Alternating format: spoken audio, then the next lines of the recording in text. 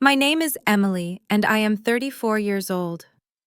My stepdad shoved me to the floor in front of 20 guests and screamed that my seat belonged to his real daughter.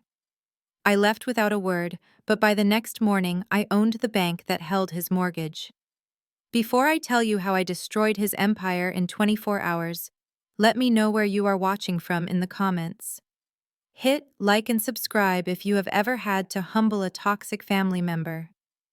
Walking up the driveway of the sprawling estate in Greenwich, Connecticut, felt like walking into a lion's den. The mansion was draped in thousands of twinkling white lights, a testament to my stepdad Thomas's obsession with appearances. Every inch of the property screamed old money and security, but I knew the truth. I knew the paint was peeling behind the ivy and the foundation was cracking under the weight of 3 mortgages. I tightened my threadbare wool coat around me. It was 5 years old and 3 sizes too big, a strategic choice to maintain the illusion they had crafted for me. To them, I was Emily, the struggling administrative assistant who lived in a studio apartment in Queens and survived on ramen and discount bus tickets.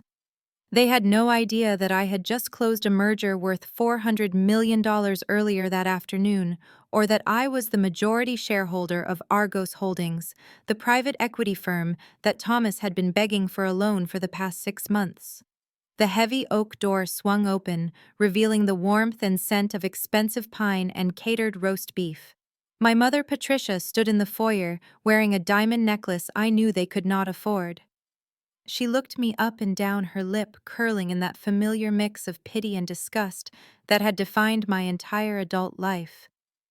"You are late, Emily," she hissed under her breath, pulling me inside before the neighbors could see my rusted sedan parked down the street. "And look at you. Look at. Could you not have bought a decent dress for once?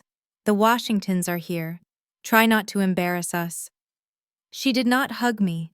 She did not ask how I was. She simply checked her reflection in the hallway mirror and smoothed her hair, terrified that my poverty might be contagious. I handed her a bottle of wine I had brought. It was a rare vintage worth $3,000, but I had soaked off the label and replaced it with a generic sticker from a gas station brand. She took it with 2 fingers like it was a dead rat and handed it immediately to a passing server. "Put this in the kitchen for cooking," she instructed him loud enough for me to hear. "Do not serve it to the guests." I walked into the dining room. Crystal chandeliers threw fractured light across the table, which was set for 20 people. Fine china that had belonged to Thomas's grandmother sat atop gold chargers. Thomas sat at the head of the table, holding court, with a glass of scotch in his hand. He was 60, but tried to dress like a man of 40, wearing a suit that was too tight and a watch that was too big. He was laughing loudly at his own joke, a desperate sound that I had learned to recognize as the sound of a man who knows he is drowning. Courtney, my stepsister, sat to his right, glowing in a red silk gown that cost more than my mother's car. She was 28 and had never worked a day in her life, unless you counted posting photos of her brunch on social media as a career. Next to her was David, her husband. David was a brilliant attorney, hardworking and kind, the only person in this family who treated me like a human being. He was African American and came from a family of doctors and judges in D.C., a legacy of excellence that Thomas loved to brag about to his golf buddies while secretly making snide comments behind David's back. David offered me a warm smile as I entered, but I could see the tension in his shoulders the way he kept checking his phone under the table. There was one empty chair left at the far end of the table near the kitchen door. The servant's spot, the draftiest place in the room. I moved toward it, keeping my head down. I just wanted to get through dinner, leave the check I had brought as a gift, and get back to the city. Just as I gripped the back of the chair, Thomas stopped laughing. The room went silent as his eyes locked onto me, cold and hard. The air in the room shifted instantly, the temperature dropping 10 degrees. "What do you think you are doing?" he bellowed, his voice silencing the room instantly. I froze, my hands still on the velvet upholstery of the chair. "I am sitting down for dinner, Thomas," I said, keeping my voice level. "I drove 2 hours to be here." He stood up, his face flushing a deep crimson that matched Courtney's dress. "Not in that chair, you are not." He marched over to me, his heavy footsteps thudding against the floorboards. The guests watched in stunned silence, forks hovering halfway to their mouths. I saw Mrs. Washington David's mother exchange a look of pure confusion with her husband. They were polite people, people with class, and they clearly did not understand why the host was attacking a guest. But Thomas did not care about class, he only cared about dominance.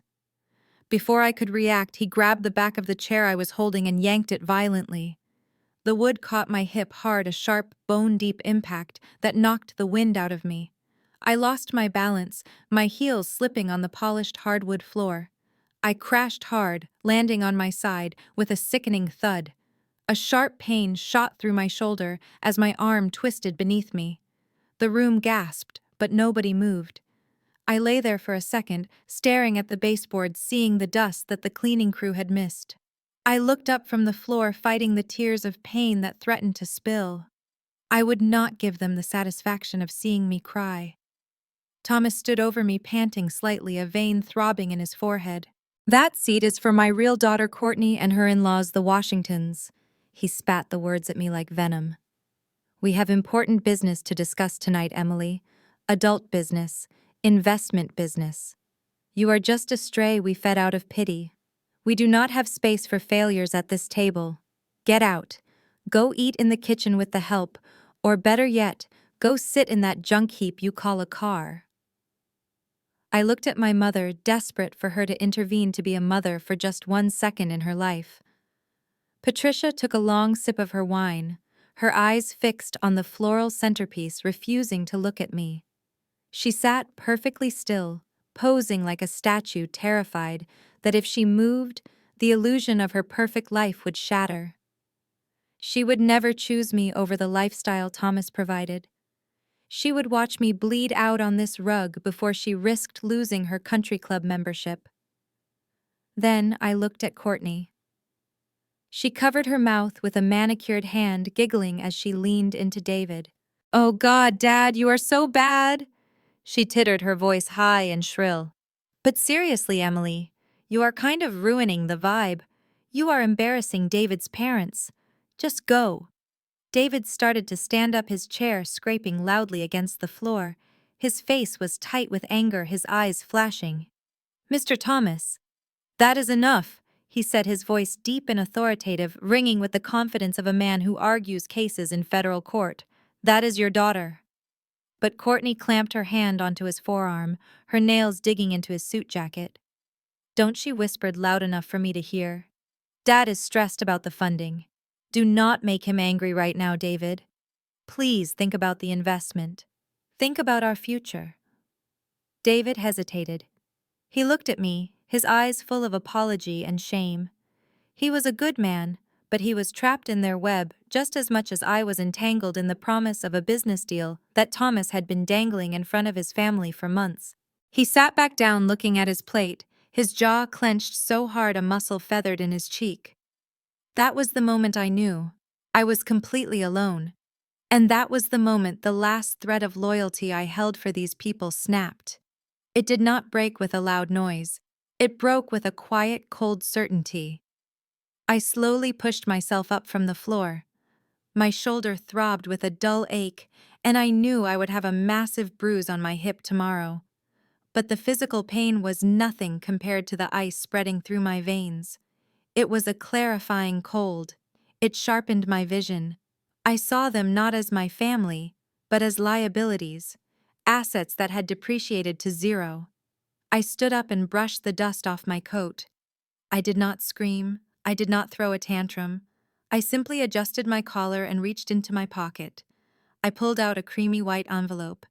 Inside was a cashier's check for $50,000. It was my Christmas gift to them, a secret lifeline to help pay off the interest on the loans I knew they were drowning in. I had planned to leave it under the tree anonymously so Thomas could save face. I looked at the envelope. Then I looked at Thomas, who was already pouring himself another drink, dismissing my presence entirely as if I were a cockroach he had just stepped on. I walked over to the fireplace where a roaring fire crackled, consuming expensive birch logs. "What is that trash?" Thomas sneered, glancing over his shoulder.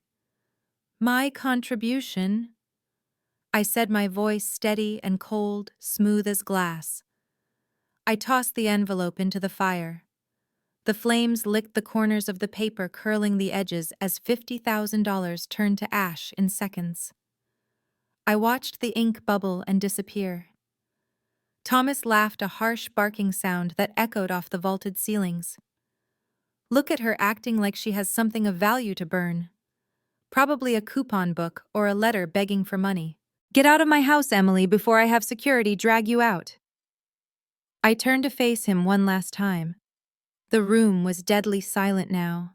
Even the Washingtons were staring at me, sensing the shift in the atmosphere. You are right, Thomas, I said. I do not belong at this table. But remember this. When I walk out that door, your luck walks out with me. Enjoy your dinner. It will be the last expensive meal you ever eat. Get her out!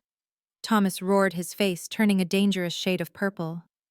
Two security guards appeared from the hallway, looking uncomfortable but obedient. They grabbed my arms, roughly pushing me toward the front door. I shook them off. Do not touch me, I said softly, but with enough command that they actually stepped back. I opened the door myself. The wind howled outside, a blizzard raging against the stone facade of the house. I stepped out into the biting cold, the snow instantly wetting my face. I walked down the long driveway, past the fountain that was frozen over, past the statues that Thomas had bought on credit.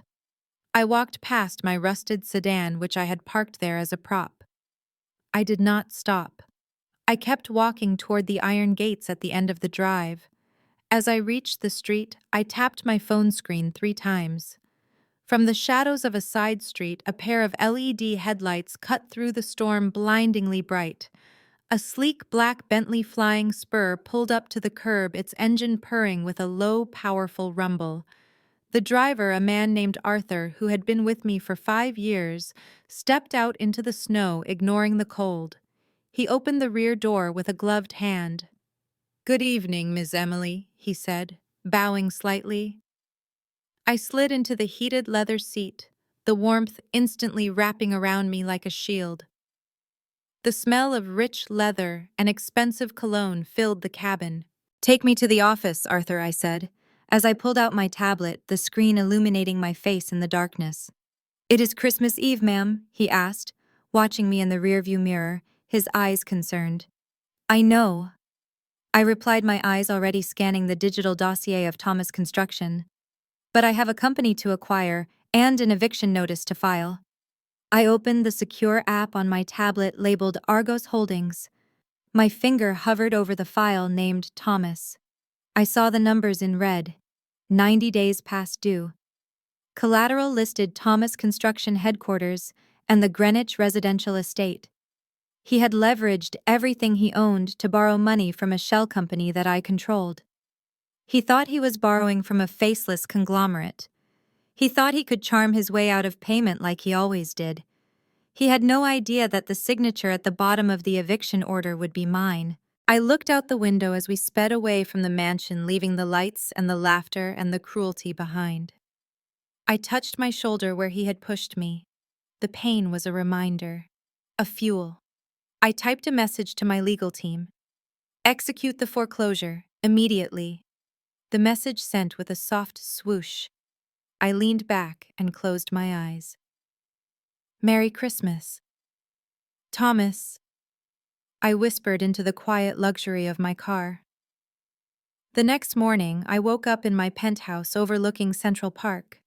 The city was covered in white, the sun glinting off the snow, but inside my apartment it was warm and silent. I poured myself a cup of black coffee and walked to the floor-to-ceiling windows. My phone sitting on the marble island began to buzz. I ignored it. Then it buzzed again. And again. I walked over and looked at the screen. 58 missed calls. 30 from my mother. 20 from Courtney. 8 from Thomas. And a string of voice messages that were transcribing in real time on my screen. I opened the first message from my mother, Patricia. The timestamp was 8:00 a.m. Her voice was shrill, panicked, but still commanding. Emily, where are you? You need to come back here right now. The Washingtons were asking why you left so abruptly.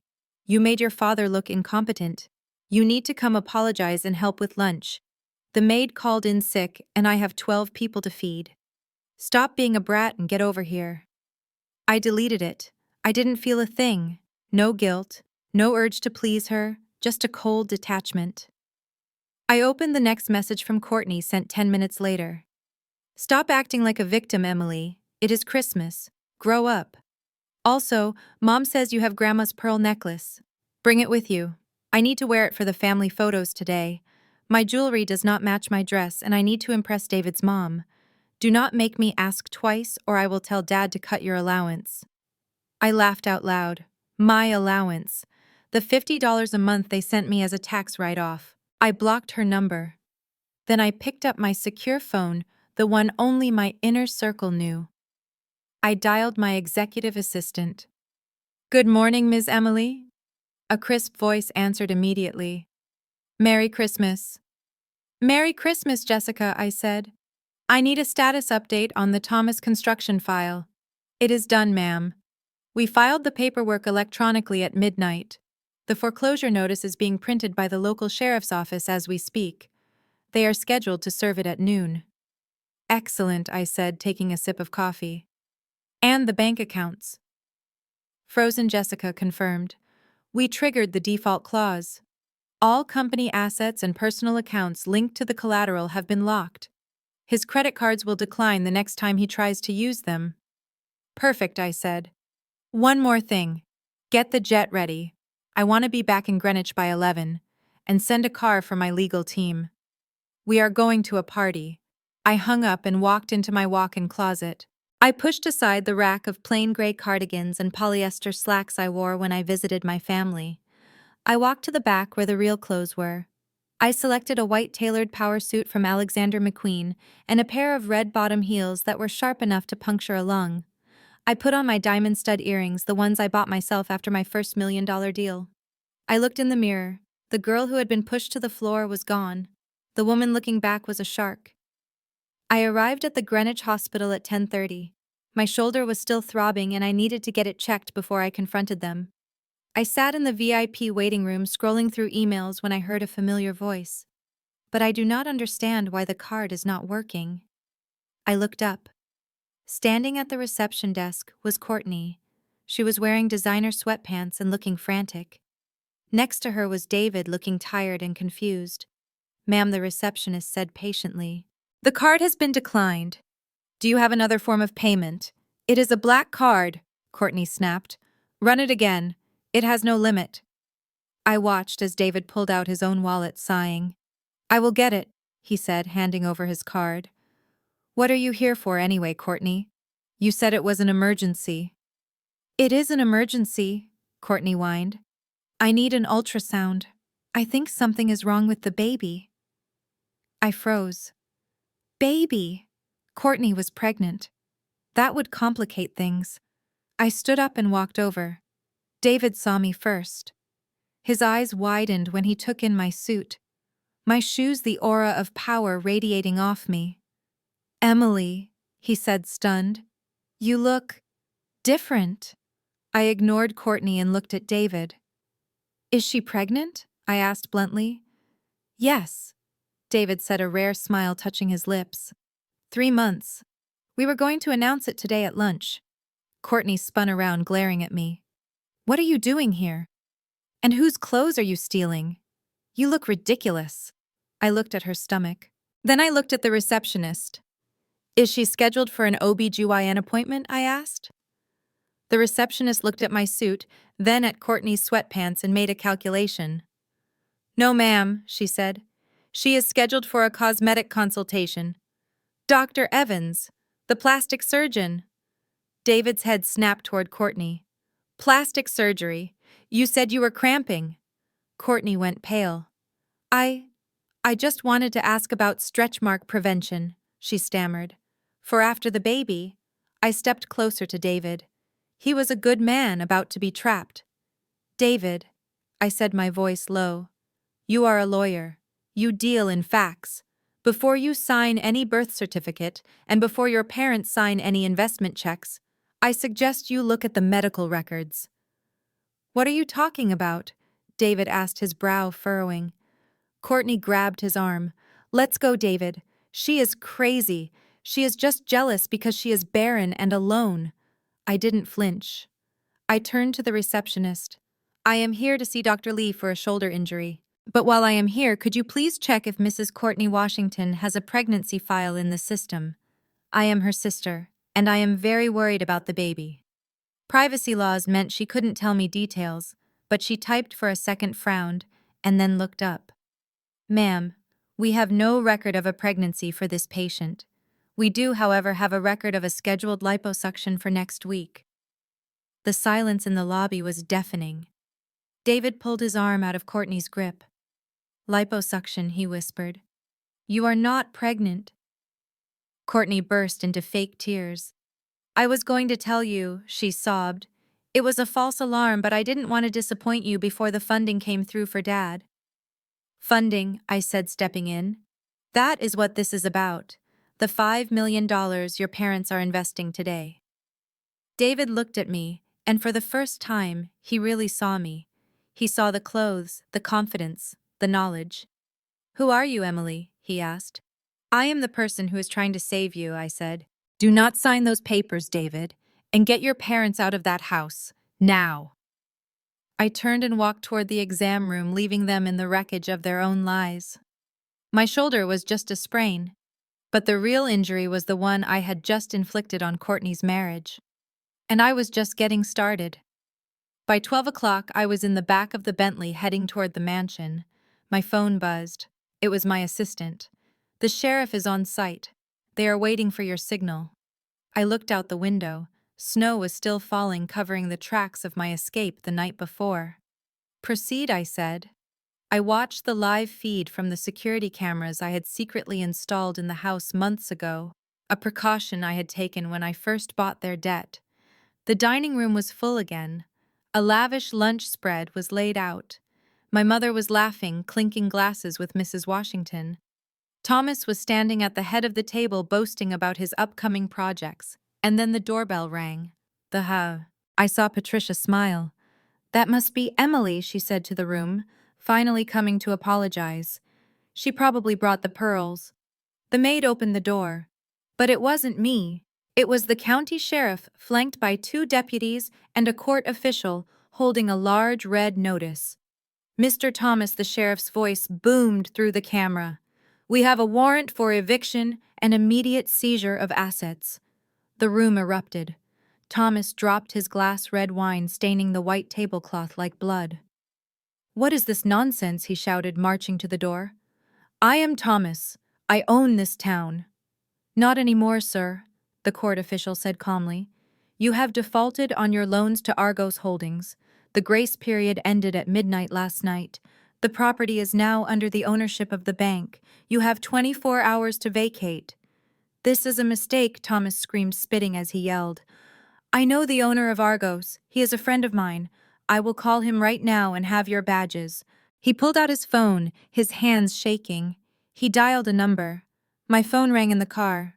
I let it ring twice. Then I answered, putting it on speaker so my driver could hear. "Hello, Thomas," I said, my voice smooth and dangerous. "I need to speak to the CEO." Thomas yelled, not realizing who he was talking to. "Put him on. You are speaking to the CEO." "Thomas," I said. "Who is this?" he demanded. "It is Emily." There was a pause, a long, heavy silence, then a laugh. "Emily, stop playing games. How did you get this number?" "Put your boss on." "I am the boss, Thomas. I own Argos Holdings. I bought your debt 6 months ago. And I am the one evicting you." "Liar," he screamed. "You are a secretary. Look out the window, Thomas." The Bentley pulled through the gates at that exact moment. I instructed the driver to honk the horn. I saw Thomas run to the window, his face pale as a sheet. I stepped out of the car. The wind caught my coat, billowing it out behind me like a cape. I walked up the steps past the sheriff, who nodded at me respectfully. I walked into the house. The same house I had been thrown out of less than 24 hours ago. But the dynamic had shifted. The air was different. I walked straight into the dining room. Patricia was standing by the table, her hand over her mouth. The Washingtons looked terrified. "Emily," Patricia whispered, "where did you get those clothes?" I walked to the head of the table. Thomas was standing there trembling. I picked up the bottle of expensive scotch he had been drinking. I poured a glass and took a sip. "This seat," I said, looking Thomas dead in the eye, "is for the owner of the house. Get out of my chair." Thomas lunged at me. "You little witch!" he screamed, raising his hand to strike me. But he never made contact. Two of my personal security guards stepped out from the hallway, intercepting him mid-air. They twisted his arm behind his back, forcing him to his knees. "Don't touch her," the head guard growled. I looked down at him. "You pushed me yesterday, Thomas. You humiliated me. You told me I had no value." I leaned in close so only he could hear. "I could have evicted you a month ago. I could have done this quietly. But I waited. I waited for Christmas. I waited for the Washingtons to be here. I waited until you felt the most safe, the most powerful. Because I wanted you to know exactly what it feels like to have the chair pulled out from under you." I stood up and addressed the room. "My name is Emily. I am the sole owner of Argos Holdings. This house, the cars in the driveway, the furniture you are sitting on, it all belongs to me now." I turned to the Washingtons. "Mr. and Mrs. Washington, I apologize for ruining your lunch, but you should know that Thomas has been using your potential investment to pay off gambling debts. He has no projects. The company is bankrupt." Mrs. Washington stood up, clutching her purse. "Is this true, Thomas?" Thomas couldn't speak. He just wheezed on the floor. "And Patricia," I said, turning to my mother, "you asked why I didn't help with lunch. It is because I was busy buying the company your husband destroyed." Patricia started to cry. "Emily, please. We are family. You can't do this." "Family," I laughed. "Family is the people who pick you up when you fall, not the ones who push you down." I checked my diamond watch. "You have 55 minutes to pack your personal belongings. Anything left after that will be donated to charity." "But where will we go?" Patricia wailed. "It is snowing." I looked at the door. "I hear the shelter in downtown serves a hot meal at 2. If you hurry, you might make it. Or maybe you can take an Uber." I turned my back on them and poured another drink. The sound of their suitcases dragging across the floor was the best Christmas carol I had ever heard. I woke up the next morning not to the sound of screaming or the smell of burnt toast, but to the soft hum of the city 20 floors below. The winter sun was streaming through the floor-to-ceiling windows of my penthouse in Manhattan, painting the Italian marble floors in streaks of white gold. I stretched my legs out under the Egyptian cotton sheets, feeling a luxury that my family could not even conceive of, let alone afford. For a few seconds, I allowed myself to just exist in the silence. It was a stark contrast to the chaos of the night before, the shouting, the physical pain in my shoulder, the cold bite of the snow. Here in my sanctuary, I was not Emily, the poor stepdaughter. I was Emily, the founder of Argos Holdings, a woman who could buy and sell Thomas's entire existence before breakfast. I sat up and reached for the remote to open the automated blinds. Central Park lay spread out beneath me, a blanket of pristine white snow covering the city. It was beautiful. It was peaceful. And then the buzzing started. My personal phone, the one I only kept active for them, was dancing across the nightstand. It had been on silent mode all night, but the screen was lit up with a barrage of notifications that looked like a digital war zone. I picked it up and took a sip of water, preparing myself for the onslaught. 58 missed calls. The number stared back at me, glowing red on the screen. 58 times they had tried to reach me between midnight and 8 in the morning, not out of concern, not to ask if I had frozen to death in the storm or if my shoulder was broken. No, I knew exactly why they were calling before I even unlocked the phone. I scrolled through the list. Patricia, Courtney, Thomas, Patricia, Courtney.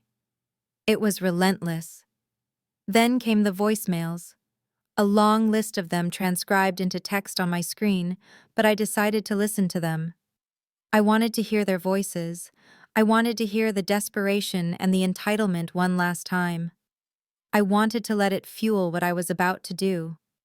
I pressed play on the first message from my mother, Patricia. Her voice filled my quiet bedroom, shrill and demanding, piercing the peace I had cultivated. Emily, pick up the phone this instant. I do not know where you went last night, but you made a complete scene. The Washingtons were asking questions. They asked why you were dressed like a hobo and why you left without eating. I had to tell them you were having a mental health episode. You need to come back here immediately. The maid called in sick this morning and I have 12 people to feed for Christmas brunch. I need you to peel the potatoes and set the table. And do not think you are getting any leftovers for your attitude. Get here by 9. I deleted the message. A mental health episode. That was her go-to excuse whenever I refused to be their doormat. And the demand for free labor peeling potatoes while they drank mimosas was so predictable it was almost boring. She did not want a daughter, she wanted a servant she did not have to pay. I pressed play on the next message. This one was from Courtney. Her voice was different. It was sickly sweet at first, a tone she used when she wanted something before dropping into her natural state of venomous greed. Hey sis, hope you are not sulking. Look, Mom said you have Grandma's pearl necklace, the vintage one. I need you to bring it with you when you come crawling back to apologize today. David's mom is wearing her pearls and I need to match her status. I cannot be seen wearing costume jewelry next to the Washingtons. Just bring it, okay? It is not like you have anywhere to wear it anyway. It would look ridiculous on you with those cheap sweaters you buy. Give it to someone who can actually do it justice. Don't be selfish, Emily. I laughed a dry, humorless sound. That necklace was the only thing my grandmother had left me, directly bypassing my mother's grasping hands. It was worth more than Courtney's car. She wanted to wear it to impress a family she was actively deceiving. The audacity was breathtaking. I skipped through the rest of the messages. Threats from Thomas about cutting me off from the family as if that were a punishment. More demands from my mother. More insults from Courtney. They were terrified. Not because I was gone, but because without me, they had no one to punch down on, no one to do the dirty work, and no one to make them feel superior. They needed me to be beneath them so they could feel tall. I set the phone down on the marble island in my kitchen and walked over to the espresso machine. As the rich, dark coffee brewed, I looked around my apartment. The art on the walls was original. The furniture was bespoke. I had built this life brick by brick, deal by deal, working 80-hour weeks while they played pretend in a house they couldn't afford. They thought I was a failure because I didn't flash my money. They didn't understand that wealth screams, but power whispers. I took a sip of the coffee, letting the caffeine sharpen my senses. It was time. I walked back to the bedroom and opened the safe concealed in the wall of my walk-in closet. Inside was a secure satellite phone and a laptop that contained the keys to my kingdom. I took out the phone and dialed a number I knew by heart. It rang once. Good morning, Ms. Emily. The voice on the other end was crisp, professional, and alert. It was Alex, my senior analyst at Argos Holdings. He was the only one who knew the full extent of my connection to Thomas Construction. To everyone else, it was just another bad debt in a portfolio of thousands. To Alex, it was Project Justice. Merry Christmas, Alex, I said, my voice calm and steady. I hope I am not disturbing your holiday. Not at all, ma'am, Alex replied. I have been monitoring the accounts as you requested. I had a feeling you might be calling this morning. I walked over to the window, looking down at the tiny yellow taxicabs moving through the snow like beetles. Tell me about the Thomas Construction file, I said. Give me the numbers. I could hear the clicking of a keyboard on the other end. The file is read across the board, Ms. Emily. Thomas leveraged the company accounts to the maximum 3 months ago. He took out a bridge loan of $2 million from us to cover payroll and personal expenses. He listed the Greenwich estate, the commercial warehouse, and his entire fleet of vehicles as collateral. And the repayment schedule I asked, though, I already knew the answer. He missed the first installment in October, Alex said. He missed the second in November. The grace period for the balloon payment expired at midnight last night. Technically, he is in default. I took another sip of coffee. And the communication logs. Has he tried to negotiate? He sent 3 emails to the general inbox. Alex said, his voice tinged with amusement. He asked for an extension, citing a guaranteed investment from a partner named David Washington. He claimed the funds would clear by the new year. He is lying, I said. David Washington is not going to invest. I am going to make sure of that. Thomas is using money he does not have to pay debts he cannot afford. He is insolvent, Alex. Yes, ma'am. Alex agreed. He is underwater. I looked at my reflection in the glass of the window.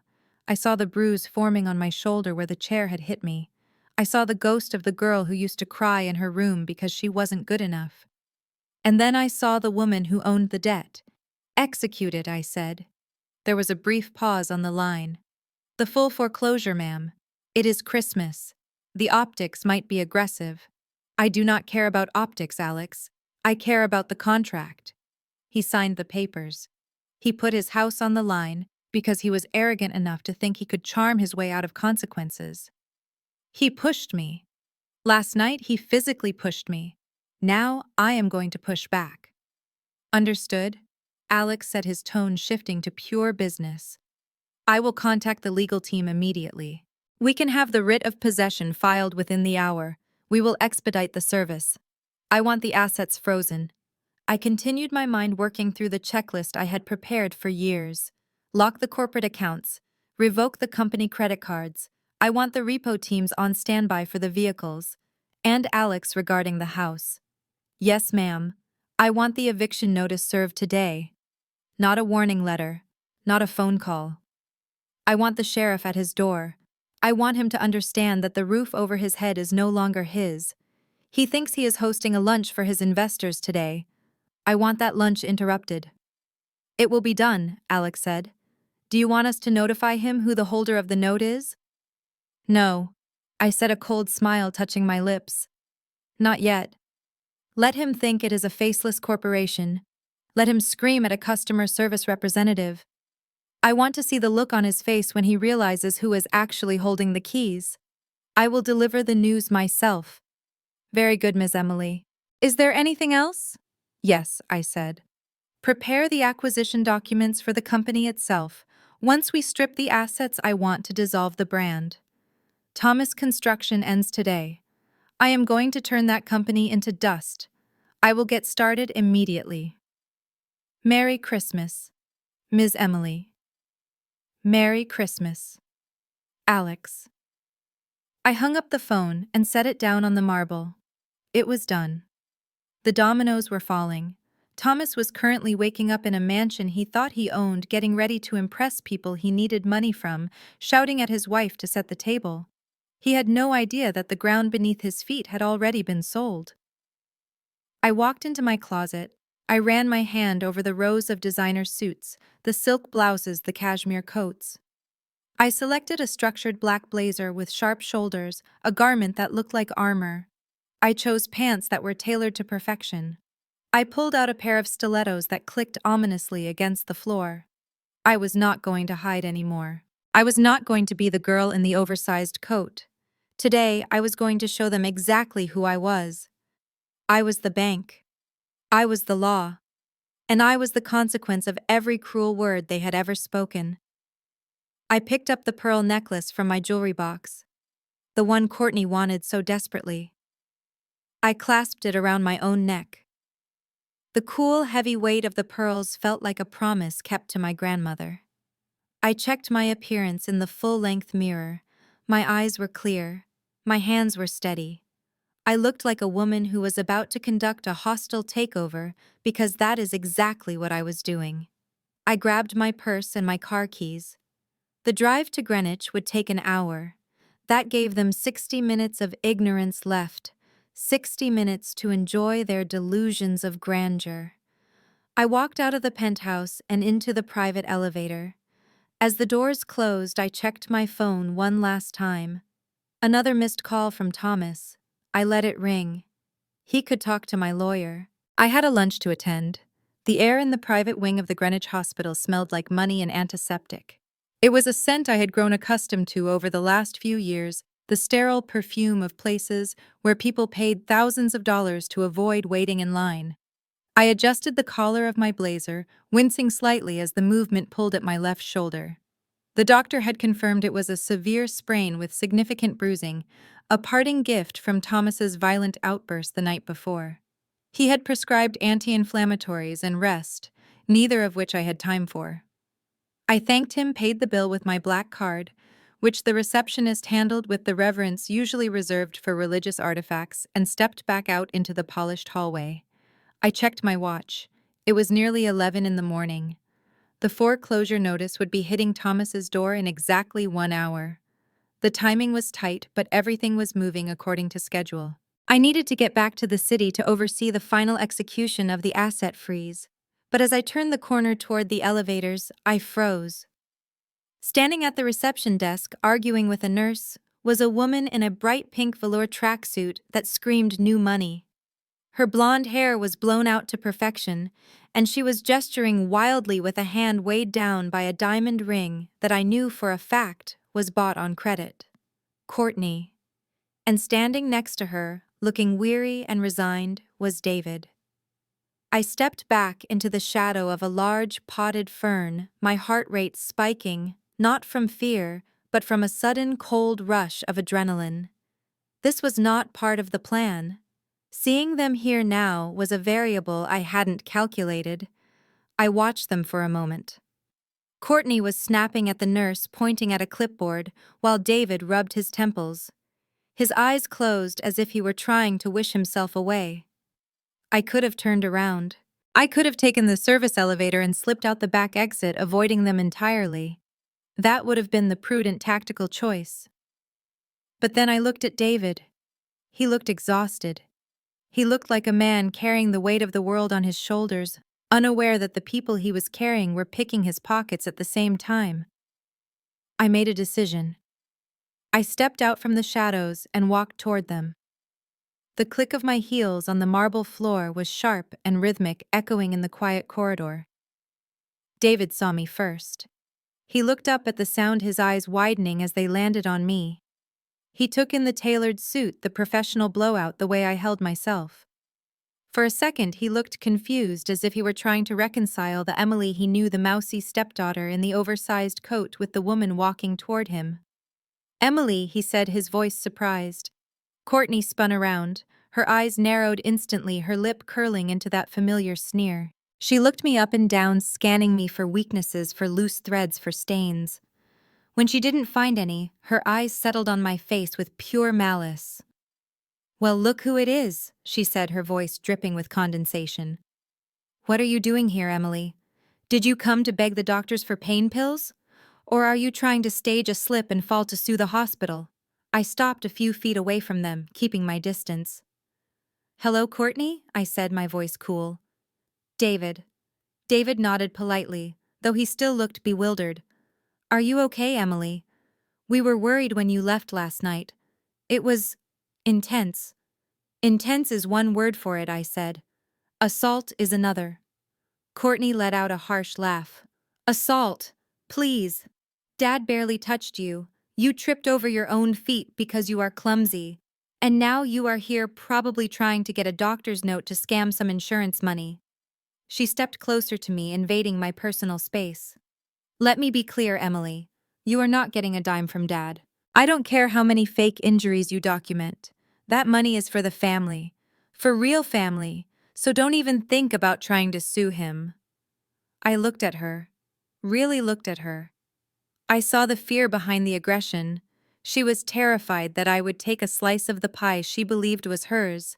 She had no idea the pie was already gone. "I am not here to sue Thomas," I said calmly. "I can afford my own medical care, Courtney." She scoffed. "With what? Your library card. Please. We know you are broke. Mom told us you missed rent last month." It was a lie my mother had invented to make herself feel superior, but I didn't correct her. Not yet. Why are you here? I asked, directing the question to David. Is everything okay? David sighed, looking at Courtney.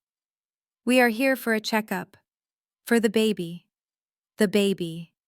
The mythical grandchild that had secured Thomas's latest round of loans. I looked at Courtney's stomach. It was flat, hidden beneath the layers of velour. Right, I said. The baby. How far along are you now? 3 months. Courtney lied smoothly, placing a protective hand over her abdomen. It is a high-risk pregnancy. That is why we are at a specialist. Dad wants the best for his grandson. I glanced at the sign on the wall behind the nurse's station. It listed the doctors in this wing. Dr. Evans, Dr. Lee, Dr. Patel. None of them were obstetricians. Dr. Evans was a plastic surgeon renowned for his liposuction techniques. Dr. Lee was an orthopedic surgeon. Interesting, I said. Just then, the nurse behind the desk cleared her throat. Mrs. Washington, she said, her tone tight with patience. As I explained, Dr. Evans is running behind schedule. He can see you now for the consultation, but he only has 15 minutes. Courtney looked panicked. Right. Okay. David, come on. David shook his head. You go ahead, honey. I need to make a call to the firm. I will wait here. Courtney hesitated. She looked at me, then at David. I don't want to go alone, she whined. It is just a consultation, David said, his voice firm. I will be right here. Go. Courtney glared at me one last time. Stay away from him, she hissed. And don't steal any magazines on your way out. She turned and flounced down the hallway, following the nurse. I watched her go, waiting until she disappeared behind the double doors. Then I turned to David. He had collapsed into one of the leather waiting chairs, his head in his hands. He looked defeated. Rough morning, I asked, taking the seat across from him. He looked up, a weary smile touching his lips. You have no idea. The wedding planning, the house renovations, now this pregnancy scare. It feels like every day there is a new crisis that requires a check. I leaned forward, resting my elbows on my knees. I know we aren't close, David. I know Thomas and Courtney have painted a very specific picture of me. He waved a hand dismissively. You don't have to explain. Families are complicated. I know Thomas can be difficult. Difficult is putting it mildly, I said. But David, I need to ask you something, and I need you to listen to me, not as Courtney's husband, but as a lawyer, as a man of logic. He sat up straighter, sensing the shift in my tone. What is it? You are investing in Thomas's company, I said. A significant amount. Today. He nodded slowly, his eyes narrowing.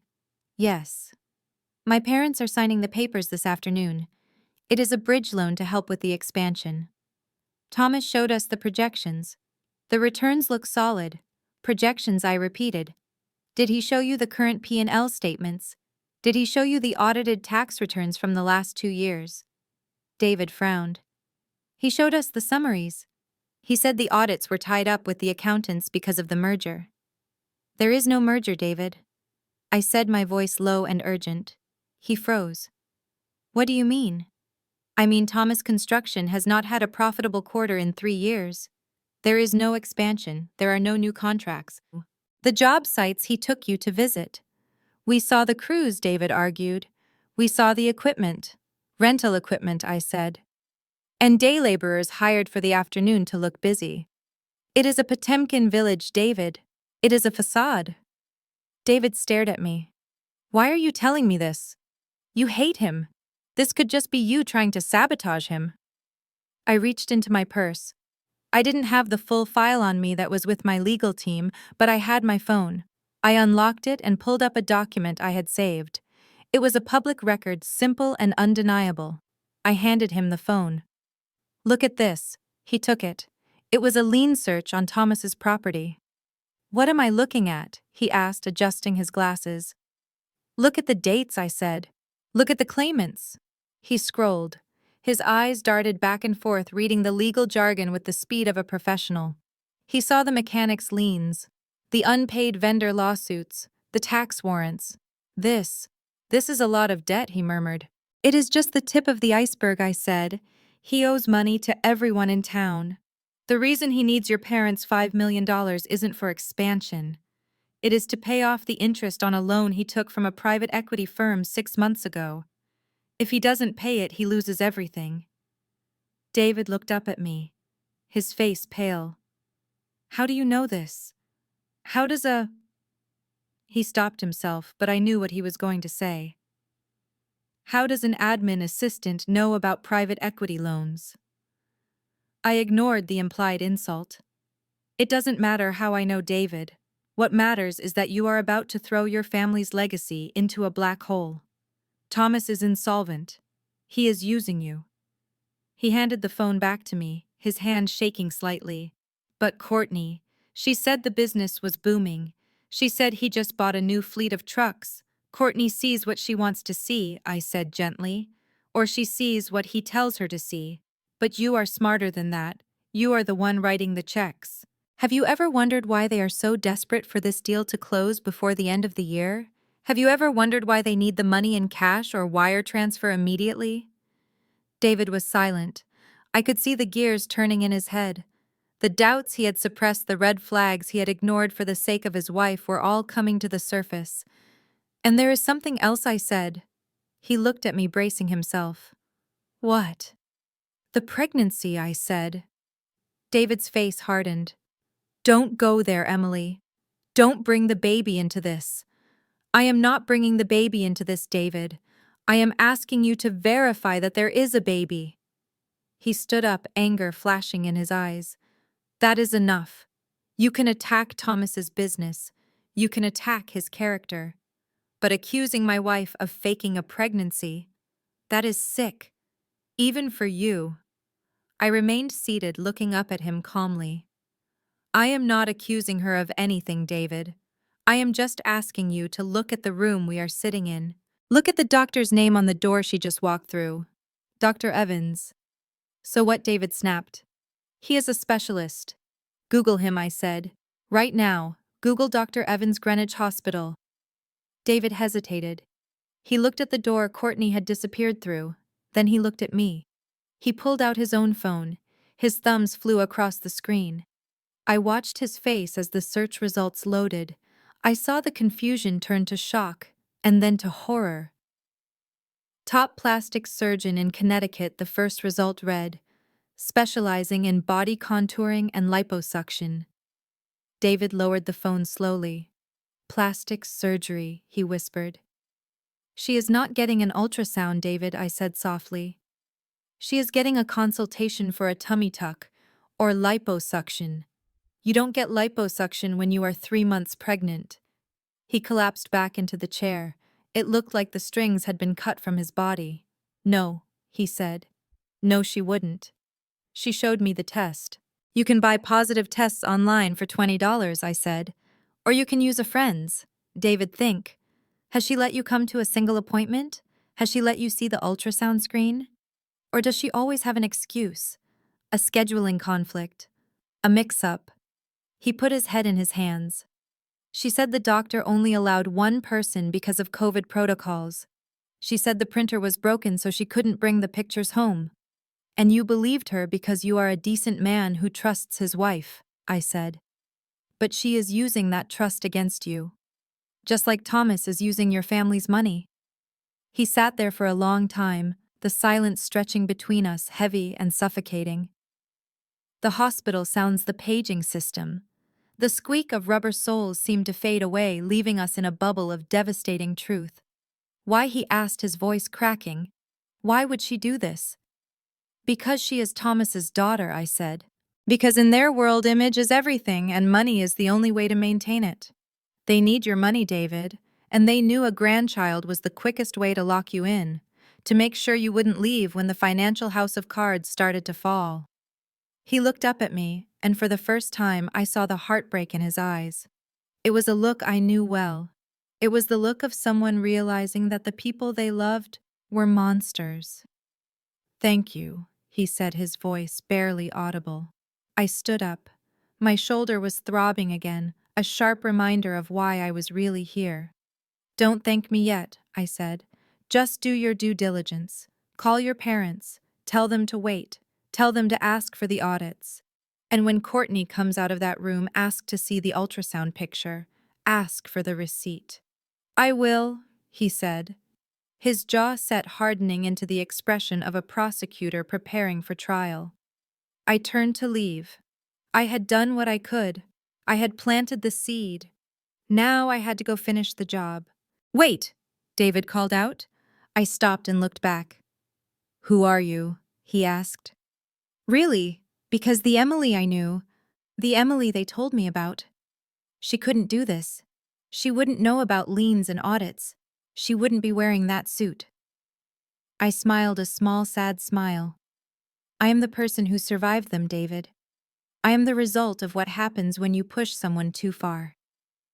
I turned and walked away. As I reached the elevators, I saw the double doors open down the hall. Courtney stepped out, beaming, clutching a glossy brochure for the Mommy Makeover, which she quickly shoved into her purse when she saw David. "Ready to go, babe?" she chirped, bouncing over to him. "The doctor said everything looks perfect. The baby is the size of a lemon." I watched David stand up. He didn't smile. He didn't reach for her hand. He just looked at her with eyes that were suddenly very old and very cold. "A lemon," he repeated flatly. "Can I see the pictures, Courtney?" Oh, the machine was glitching again, she lied easily, linking her arm through his. "But he said he will email them next week. Let's go. I am starving. We can't be late for lunch with Dad." David didn't move. "We aren't going to lunch, Courtney." I stepped into the elevator and let the doors close on the scene. I didn't need to see the rest. The fuse was lit. The explosion was inevitable. I checked my watch. 11:45. I had 15 minutes to get to the mansion. The sheriff would be there at noon. The second act of my day was about to begin, and if the morning was any indication, the afternoon was going to be a bloodbath. I smoothed my blazer, ignored the pain in my shoulder, and prepared myself. It was time to go home. Not to the home I grew up in, but to the home I was about to repossess. 3 days had passed since Christmas, and inside the Greenwich estate the air was thick with the smell of expensive cologne and roasted duck. I sat in the back of my Bentley, parked just down the street, watching the live feed from the security cameras I had installed months ago. Thomas was throwing a party. Of course he was. He called it a celebration of the upcoming merger, a complete fabrication he had invented to charm David's parents into signing over their retirement funds. The audacity was almost impressive. He was technically bankrupt. He had assaulted his stepdaughter just 72 hours prior, and yet here he was wearing a tuxedo at noon, pouring vintage champagne for the people he was about to rob. On the screen, I saw the dining room table set for 12. The crystal gleamed under the chandeliers. My mother Patricia was fluttering around the guests, playing the part of the gracious hostess to perfection. She touched Mrs. Washington's arm, laughing at a joke that wasn't funny, desperate to cement the bond between the families before the check cleared. Courtney was there too, lounging in a chair and looking smug. She had told everyone the liposuction consultation was a false alarm, and that the baby was fine. David sat next to her, stone-faced. He hadn't said a word to me since the hospital, but I knew he was listening, watching, waiting for the other shoe to drop. He hadn't signed the papers yet. He was stalling just like I asked. Thomas tapped a spoon against his champagne flute, the sharp ring cutting through the chatter. He stood up, chest puffed out, a man who believed his own lies so thoroughly he had forgotten reality existed. Friends, family, and our esteemed future partners.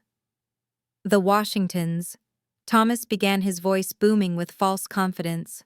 "I want to propose a toast to the future, to Thomas Construction. As you know, we have been working tirelessly on a merger that will change the landscape of real estate in Connecticut. The ink is practically dry."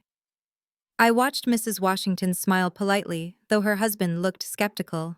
Thomas continued, oblivious to the tension radiating from his son-in-law. "Some people doubted us," he said, casting a glance at the empty chair where I had sat 3 days ago. Some people didn't have the vision to see what we are building. But we trimmed the fat, we got rid of the dead weight, and now we are leaner, stronger, and ready to soar. To the merger. To the merger, the guests echoed. I signaled my driver. It is time, I said. On the screen, I saw Thomas take a long sip of champagne. He looked triumphant. He looked untouchable. He set the glass down and turned to David's father. Now, Gerald, about the transfer details. I have the paperwork right here in my study. If we can get the signatures today, we can expedite the equity shares before the end of the fiscal year. Gerald Washington hesitated. Well, Thomas, we still have a few questions about the audit reports David mentioned. Thomas waved a hand dismissively. David is a lawyer, not a businessman, Gerald. He worries too much. The audits are standard, just bureaucratic red tape. Trust me, the numbers are solid. Argos Holdings is backing us 100%. The CEO is a personal friend of mine. We play golf every Sunday. I laughed out loud in the quiet of my car. He had never met the CEO of Argos Holdings. He had never met me, not the real me. Just then the doorbell rang. It was a long, loud chime that echoed through the house. Patricia jumped slightly. Who could that be? She asked, smoothing her dress. The caterers are already here. Thomas smiled a greasy, satisfied smile. I bet I know who it is, he said loud enough for everyone to hear. It is probably Emily. The room went quiet. She has probably come to her senses. Thomas continued enjoying the attention. She realized she made a mistake running off like that. She is likely here to apologize and beg for her allowance back. Patricia, go let her in. But make her wait in the hall. We don't want to interrupt lunch. Patricia stood up looking relieved. Oh, thank goodness. I told you she would come back. She has nowhere else to go. She needs us. I watched my mother walk to the foyer. She checked her reflection in the mirror, putting on her stern, disappointed mother face, ready to scold me for my rebellion. She reached for the heavy brass handle. I leaned forward, watching the screen intently. This was it. The moment the glass house shattered. Patricia swung the door open. It wasn't me. Standing on the porch was the county sheriff, 2 uniformed deputies, and a man in a cheap gray suit, holding a clipboard and a roll of red tape. The cold winter wind blew into the hallway, swirling the snow around their boots. Patricia froze. Can I help you? She stammered. We are having a private lunch. The sheriff stepped inside, not waiting for an invitation. He was a large man with a face that had seen too many excuses to care about one more. Is Thomas home, ma'am? He asked, his voice carrying into the dining room. Thomas marched into the foyer, napkins still tucked into his collar, looking annoyed. What is the meaning of this? He demanded. Do you know who I am? I am having lunch with investors. Get out of my house. The man in the gray suit stepped forward. He didn't look impressed. He looked bored. Mr. Thomas, he said, consulting his clipboard. I am a process server acting on behalf of the creditor Argos Holdings. Thomas's face went from red to white in a heartbeat. Argos, he repeated. There must be a mistake. I told you I am friends with the owner. Call them. There is no mistake, the process server said, handing Thomas a thick stack of documents. You are in default, sir. The 90-day grace period for your commercial and residential loans expired 3 days ago. You failed to remit payment. You failed to respond to the cure notices. We are exercising our right to accelerate the debt. Acceleration, Thomas sputtered. What? What does that mean? It means the bank owns it all now, Mr. Thomas, the sheriff, cut in. He pulled a roll of bright red tape from his belt. We are here to execute a writ of possession and seizure of assets. Thomas dropped the papers. They scattered across the marble floor like dead leaves. Seizure, he whispered. Yes, sir, the sheriff said. This house, the vehicles in the driveway, including the Mercedes and the Range Rover. The contents of the home that were listed as collateral. It is all property of Argos Holdings, effective immediately. Patricia let out a small scream, clutching her pearls. The house, she gasped. Thomas, tell them. Tell them it is a mistake. We live here. Thomas looked around wildly. He looked at the sheriff, then at the process server, Then back at the dining room where the Washingtons were watching in horrified silence. "You can't do this," he shouted, his voice cracking. "It is Christmas week. You can't evict a family at Christmas. It is illegal." "It is perfectly legal, sir," the sheriff said. "You signed the waivers. You put the deed up against a high-risk commercial loan. You gambled the house, Mr. Thomas, and you lost." "I am not leaving," Thomas roared. "This is my house. I built this empire. I am not going anywhere." The sheriff took a step closer, his hand resting casually on his belt. "Sir, you have two choices. You can cooperate, and we will give you 24 hours to remove your personal effects. Clothing and toiletries only. No furniture, no art, no jewelry. Or you can resist, and my deputies will escort you off the premises in handcuffs right now in front of your guests." Thomas trembled. He looked back at the dining room. Gerald Washington was standing up, buttoning his jacket. Mrs. Washington was already walking toward the door, her face set in a mask of cold fury. "Gerald, wait!" Thomas pleaded, rushing toward them. "This is just a mix-up, a clerical error. My secretary forgot to mail a check. I will fix it. I will call the CEO right now." Gerald Washington stopped. He looked at Thomas with eyes full of disgust. "A clerical error," he repeated. "You told me you owned this house outright, Thomas. You told me the company was debt-free." "It is. It is." Thomas lied, desperate sweat beading on his forehead. David stepped out from behind his father. He was holding his phone. "No, it isn't, Thomas," David said, his voice calm and devastating. "I checked the records this morning. You have 3 mortgages on this property and 6 liens on the business. You are insolvent. You have been insolvent for a year." Courtney gasped. "David, what are you doing? Stop helping them." "I am not helping them, Courtney," David said, not looking at her. "I am helping my parents.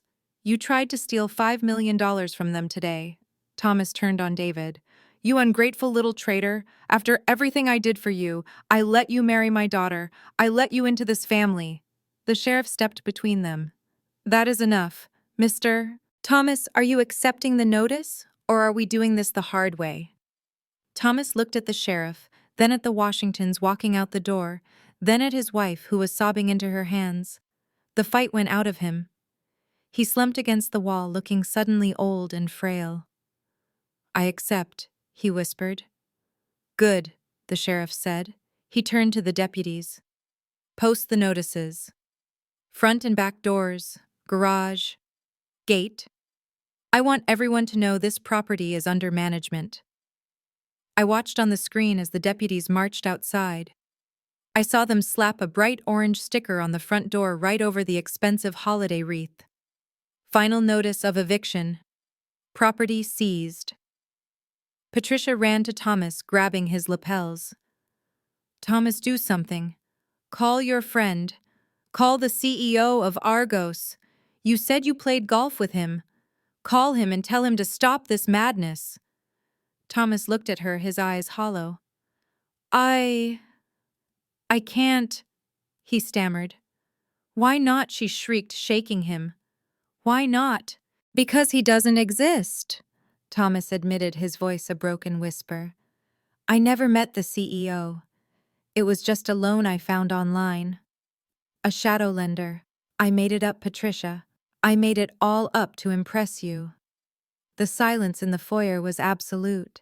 Even the sheriff looked away, embarrassed by the raw, pathetic truth of it.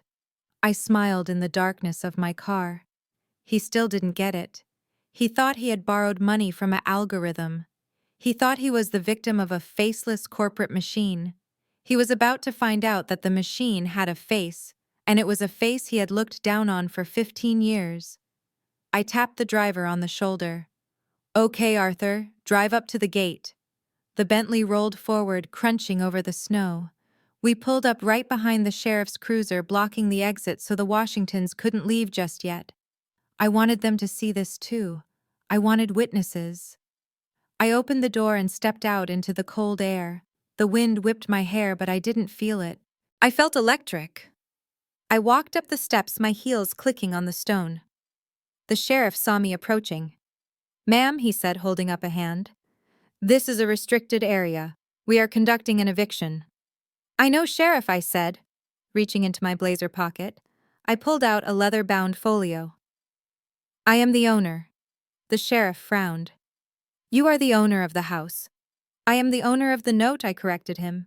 "I am the majority shareholder of Argos Holdings. This is my property, and I am here to inspect it." The sheriff looked at the documents I handed him. He scanned the signature line, then looked back at me. His eyes widened.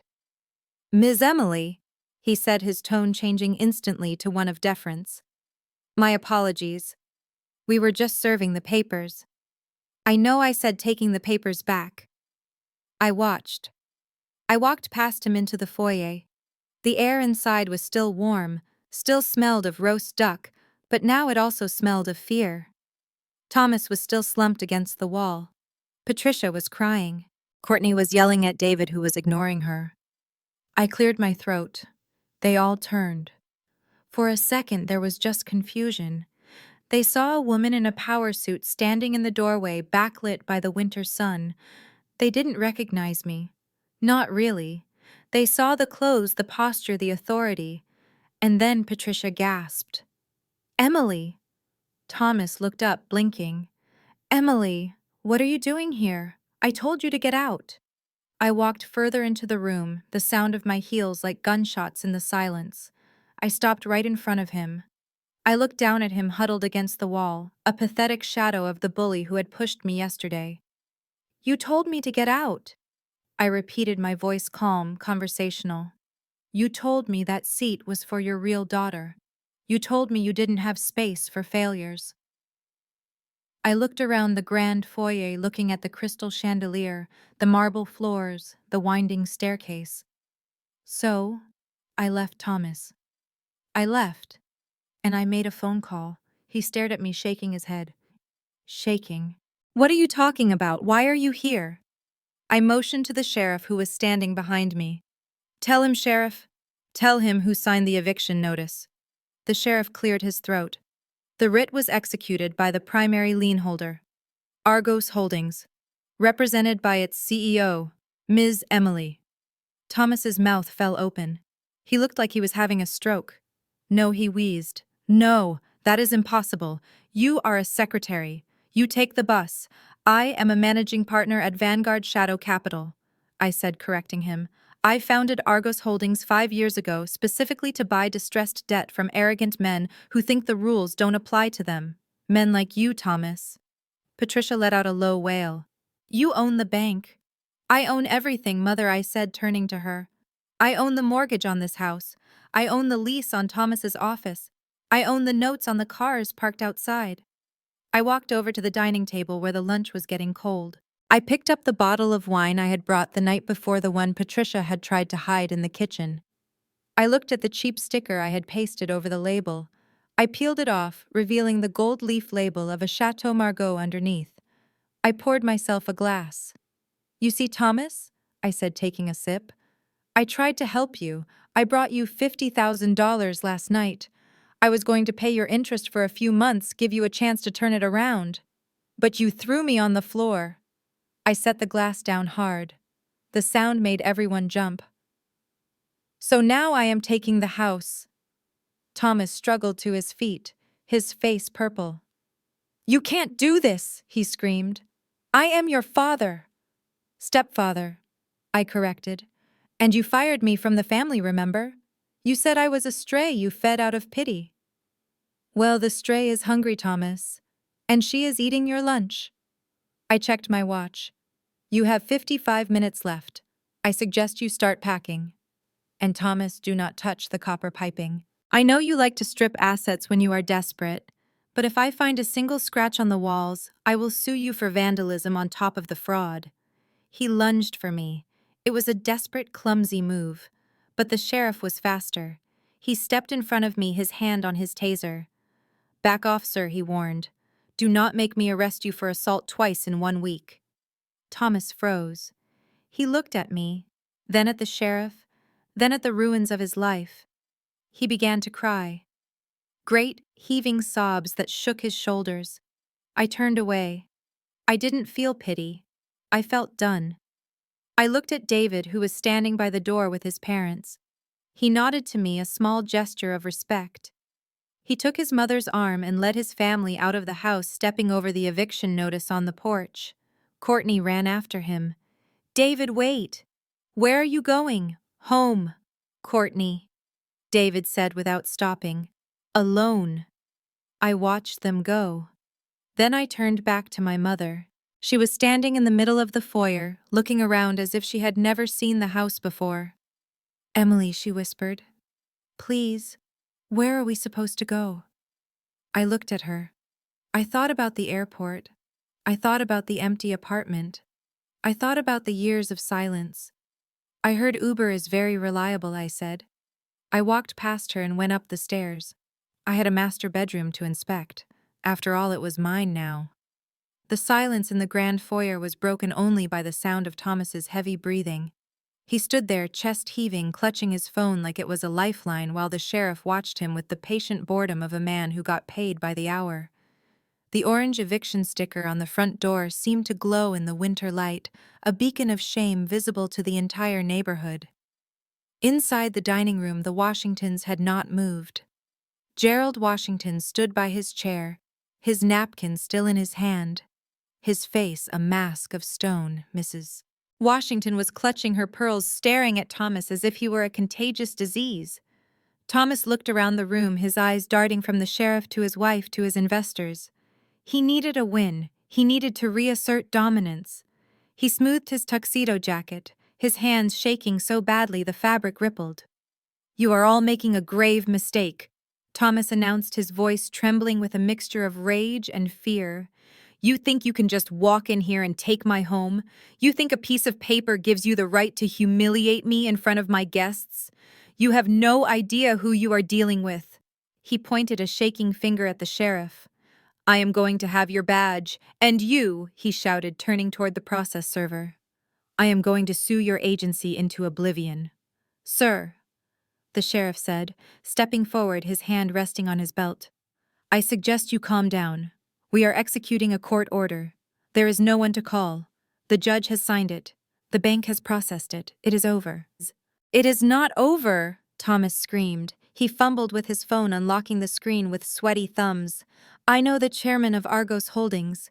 We go way back. He is a personal friend. He told me the extension was approved. He told me my credit was good. This is a clerical error, a computer glitch. And when I get him on the phone, he is going to fire every single one of you." I watched from the back seat of my car, a cold smile playing on my lips. He was so predictable. He was a man who had spent his entire life failing upwards, relying on bluster and connections that didn't exist. He thought the rules didn't apply to him because he wore a tuxedo at noon. He thought he could bully reality into bending to his will. He scrolled through his contacts, his face bathed in the blue light of the screen. I knew exactly what number he was looking for. 6 months ago, when I first bought his debt through my shell company, I had my assistant send him a letter. It was a standard introduction letter from the office of the CEO, signed with an illegible scrawl. It included a direct private number for urgent executive matters. Thomas, being Thomas, had saved it immediately, thinking he had an inside track. He didn't know that the number didn't go to a corner office in a skyscraper. It went to a burner phone that was currently sitting in the cup holder of my Bentley. "Found it," Thomas shouted triumphantly. He held the phone up for everyone to see, as if it were a holy relic. "The CEO.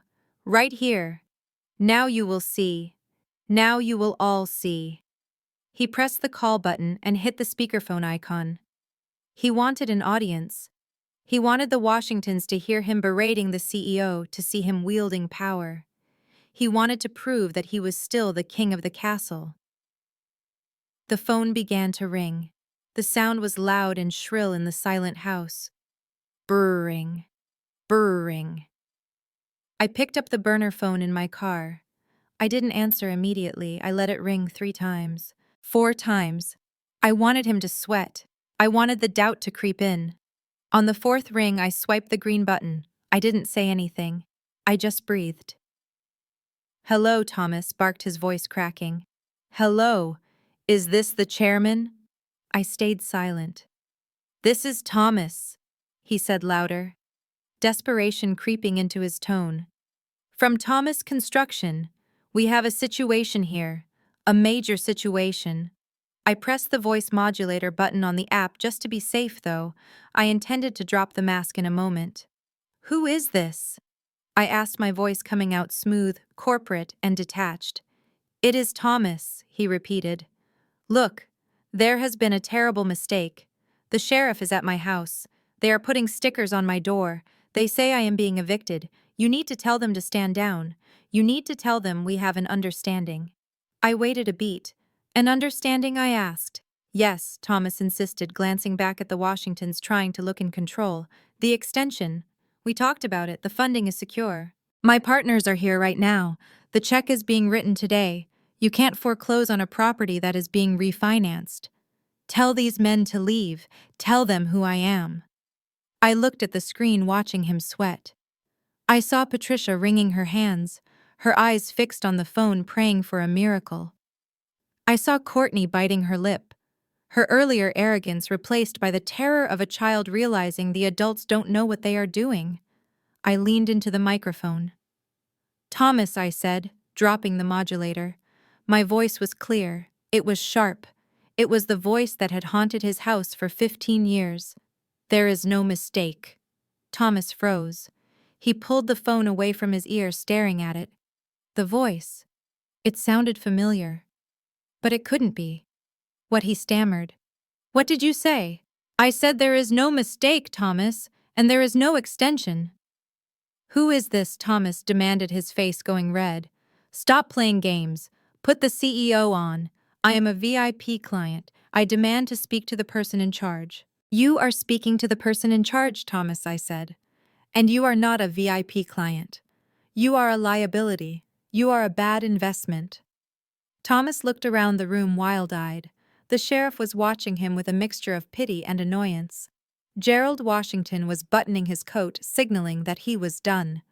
Listen to me, Thomas shouted into the phone, losing all composure. I don't know who you think you are, but you are making an enemy you can't afford. I will ruin you. I will sue this company into the ground. I have powerful friends. I have resources. You have nothing. Thomas, I said, cutting him off. You have 3 mortgages you haven't paid in 6 months. You have a company that has been insolvent since last fiscal year. You have a gambling addiction that you hide in your offshore accounts. And you have a family that you treat like accessories. The room went deadly silent. Patricia gasped. How did the person on the phone know about the gambling? How did they know about the insolvency? Who are you? Thomas whispered, the fight draining out of him. I let the silence hang for a moment, a heavy, pregnant pause that filled the cavernous foyer.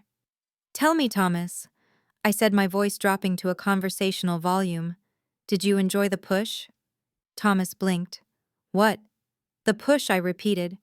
Last night, at dinner, when you grabbed the chair, when you threw a woman to the floor because she sat in the wrong seat. Did it make you feel powerful, Thomas? Did it make you feel like a big man? Thomas dropped the phone. It clattered against the marble floor, the screen cracking, but the call didn't disconnect. My voice continued to echo from the speaker on the floor, filling the house. Because that was a mistake, Thomas. That was the last mistake you ever made. Everyone in the room was staring at the phone. Patricia covered her mouth, a sound of pure horror escaping her throat. Courtney grabbed David's arm, her nails digging in. David looked at the phone, then at the door, then back at the phone, his eyes wide with realization. Emily. Patricia whispered. It is Emily. Thomas backed away from the phone as if it were a bomb. No, he wheezed. No. That is impossible. She is a secretary. She is nobody. I spoke again, my voice booming from the floor. Pick up the phone, Thomas. He didn't move. Pick it up, I commanded. Slowly shaking like a leaf, he bent down. He picked up the cracked phone. He held it to his ear with 2 hands. Emily, he breathed. Hello, Dad, I said. Or should I say former resident? You are the CEO. I am the owner, Thomas. I am the bank. I am the one who signed the eviction order. And I am the one watching you right now. He looked up, scanning the room wildly, looking for a camera, looking for me. You can't do this, he whimpered. We are family. It was Christmas. Family? I laughed. Family gets a seat at the table, Thomas. Family doesn't get pushed onto the floor. Family doesn't get told to eat in the kitchen. You made the rules. You told me I wasn't your real daughter. You told me to get out. So I did. And I took your advice. I got out. I went to work. And I bought your debt. Gerald Washington stepped forward. He walked right up to Thomas. He looked at the phone, then at Thomas's pale, sweating face. Thomas Gerald said, his voice low and dangerous. Is this true? Is your stepdaughter the one holding the loans? Thomas couldn't answer. He just stared at the phone. And the insolvency, Gerald continued. The gambling. Is that true? It was a rough patch, Thomas stammered. I can fix it. I just need the bridge loan. Gerald, please. David stepped in. Dad, don't. He looked at the phone. Emily, is that you? Yes, David, I said. I told you to check the audits. David looked at his father. Dad, tear up the check, now. Gerald Washington reached into his pocket, pulled out the check for $5 million, and ripped it in half right in front of Thomas's face. He let the pieces fall to the floor. It is over, Thomas Gerald said. You lied to us. You tried to defraud us. You are done. Thomas fell to his knees. He grabbed Gerald's leg. No, please, don't go. I can explain. She is lying. She is a vindictive little girl. I hung up the phone. I didn't need to hear the rest. I didn't need to hear him begging. I had heard enough. I signaled my driver. Pull up to the front door, Arthur. The Bentley glided forward. I watched through the window as the Washingtons pushed past Thomas, leaving him kneeling on the floor. I watched Patricia sink onto the stairs, burying her face in her hands. I watched Courtney scream at David, who was walking away from her. I opened the car door. The cold air hit my face, but I felt warm. I stepped out onto the driveway, my heels crunching on the snow. I adjusted my blazer. It was time to go inside and collect my property. I walked up the stone steps of the mansion, my heels clicking against the granite with a rhythm that sounded like a countdown. The cold winter air bit at my cheeks, but I didn't feel it. I felt insulated by the adrenaline coursing through my veins and the cashmere of the finest suit I owned. Behind me, I heard the heavy thud of car doors closing as my legal team and security detail exited the convoy of black SUVs that had followed my Bentley through the gates. We moved as a unit, a phalanx of black wool and grim expressions, marching toward the front door that was still standing open. The sheriff stepped aside as I approached. He tipped his hat, his eyes wide with a mixture of respect and bewilderment. He had seen evictions before, but he had never seen a hostile takeover executed with this level of sartorial precision. I crossed the threshold into the foyer. The house was silent now, the shouting having died down into a tense, suffocating quiet.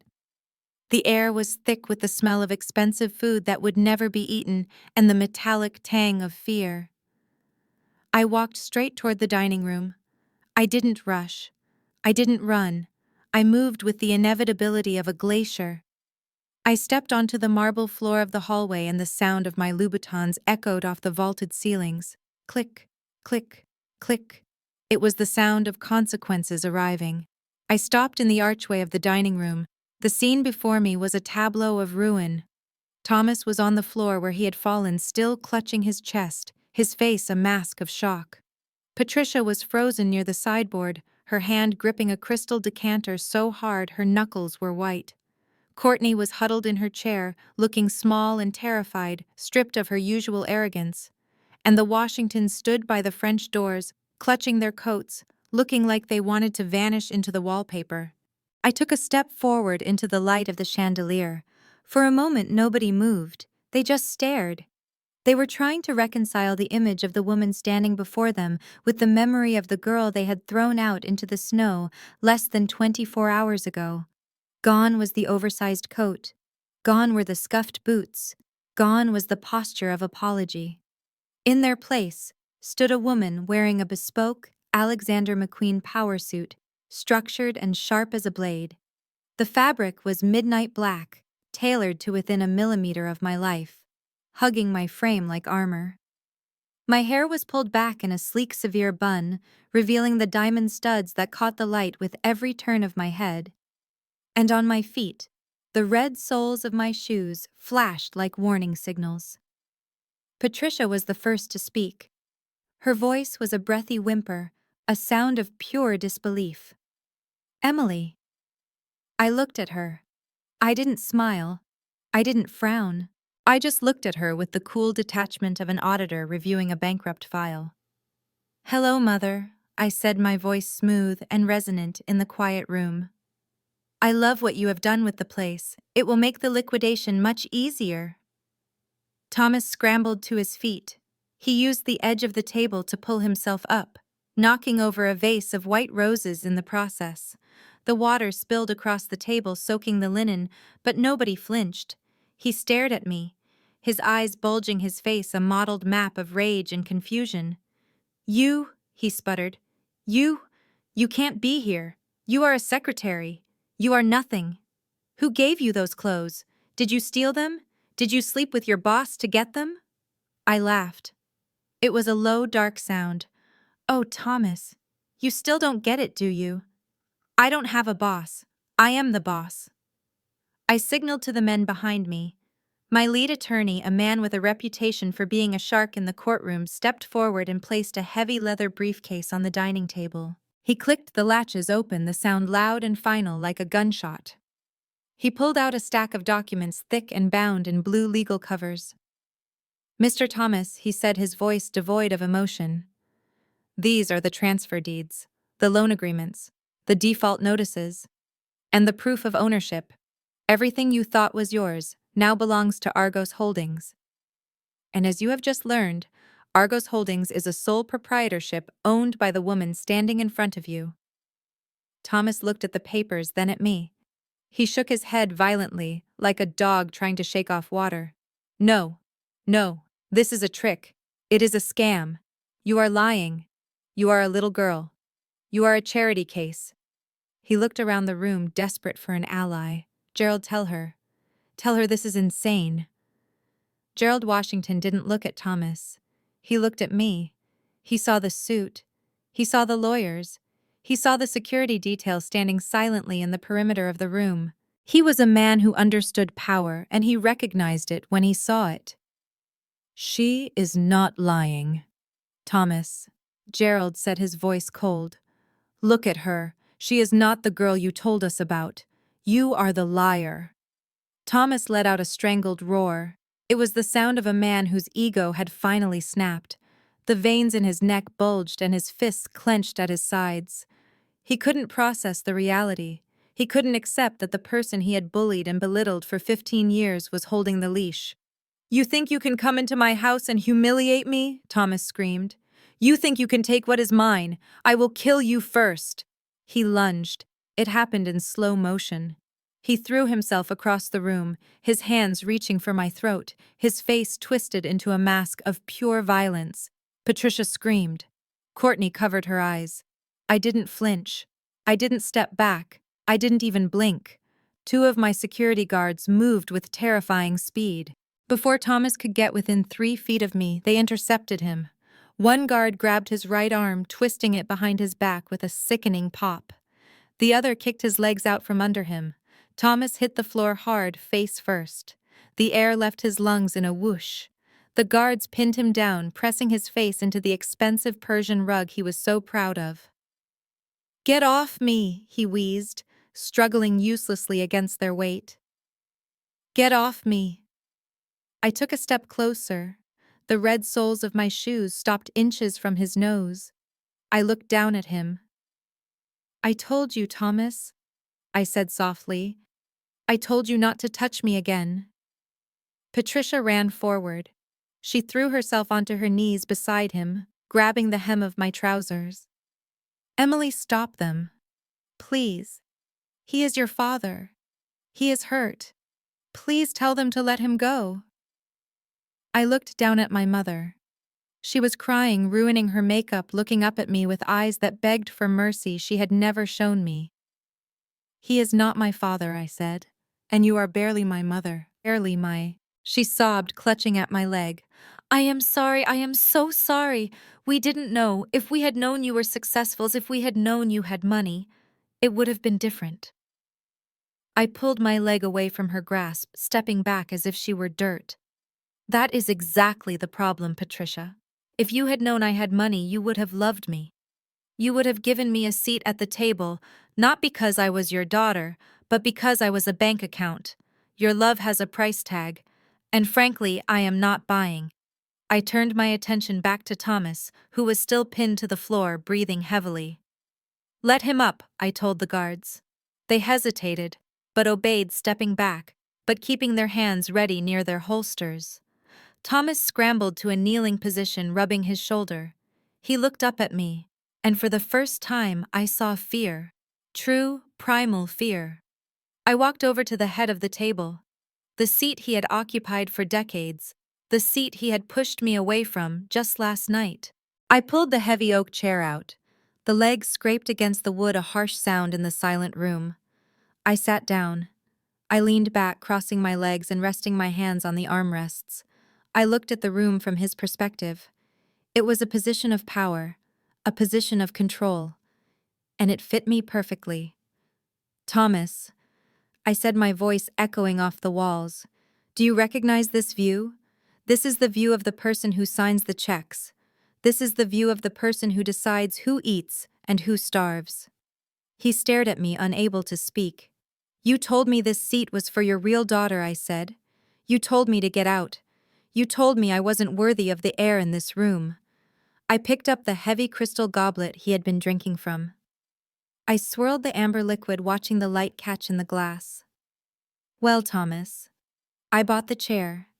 I bought the table. I bought the walls and the roof and the land we are standing on. I bought the debt you used to buy your cars. I bought the loans you used to keep your failing company on life support. I took a sip of his scotch. It was smooth and expensive. I bought it all, Thomas. And I didn't buy it to save you. I didn't buy it to invest. I didn't buy it because I wanted a construction company. I leaned forward, my eyes locking onto his. I bought it to fire you. The color drained from his face, leaving him gray and ash-like. You can't, he whispered. The company is my life. The company is an asset, I said. And it is a toxic asset. My analysts have been going through your books all morning. You have been skimming off the top for years, haven't you? Gambling debts, mistresses. Put on the company card. Courtney gasped. Mistresses. Dad. I ignored her. You are done, Thomas. I am dissolving the board. I am liquidating the inventory. And as of this moment, you are trespassing on private property. Patricia wailed, a high, thin sound of despair.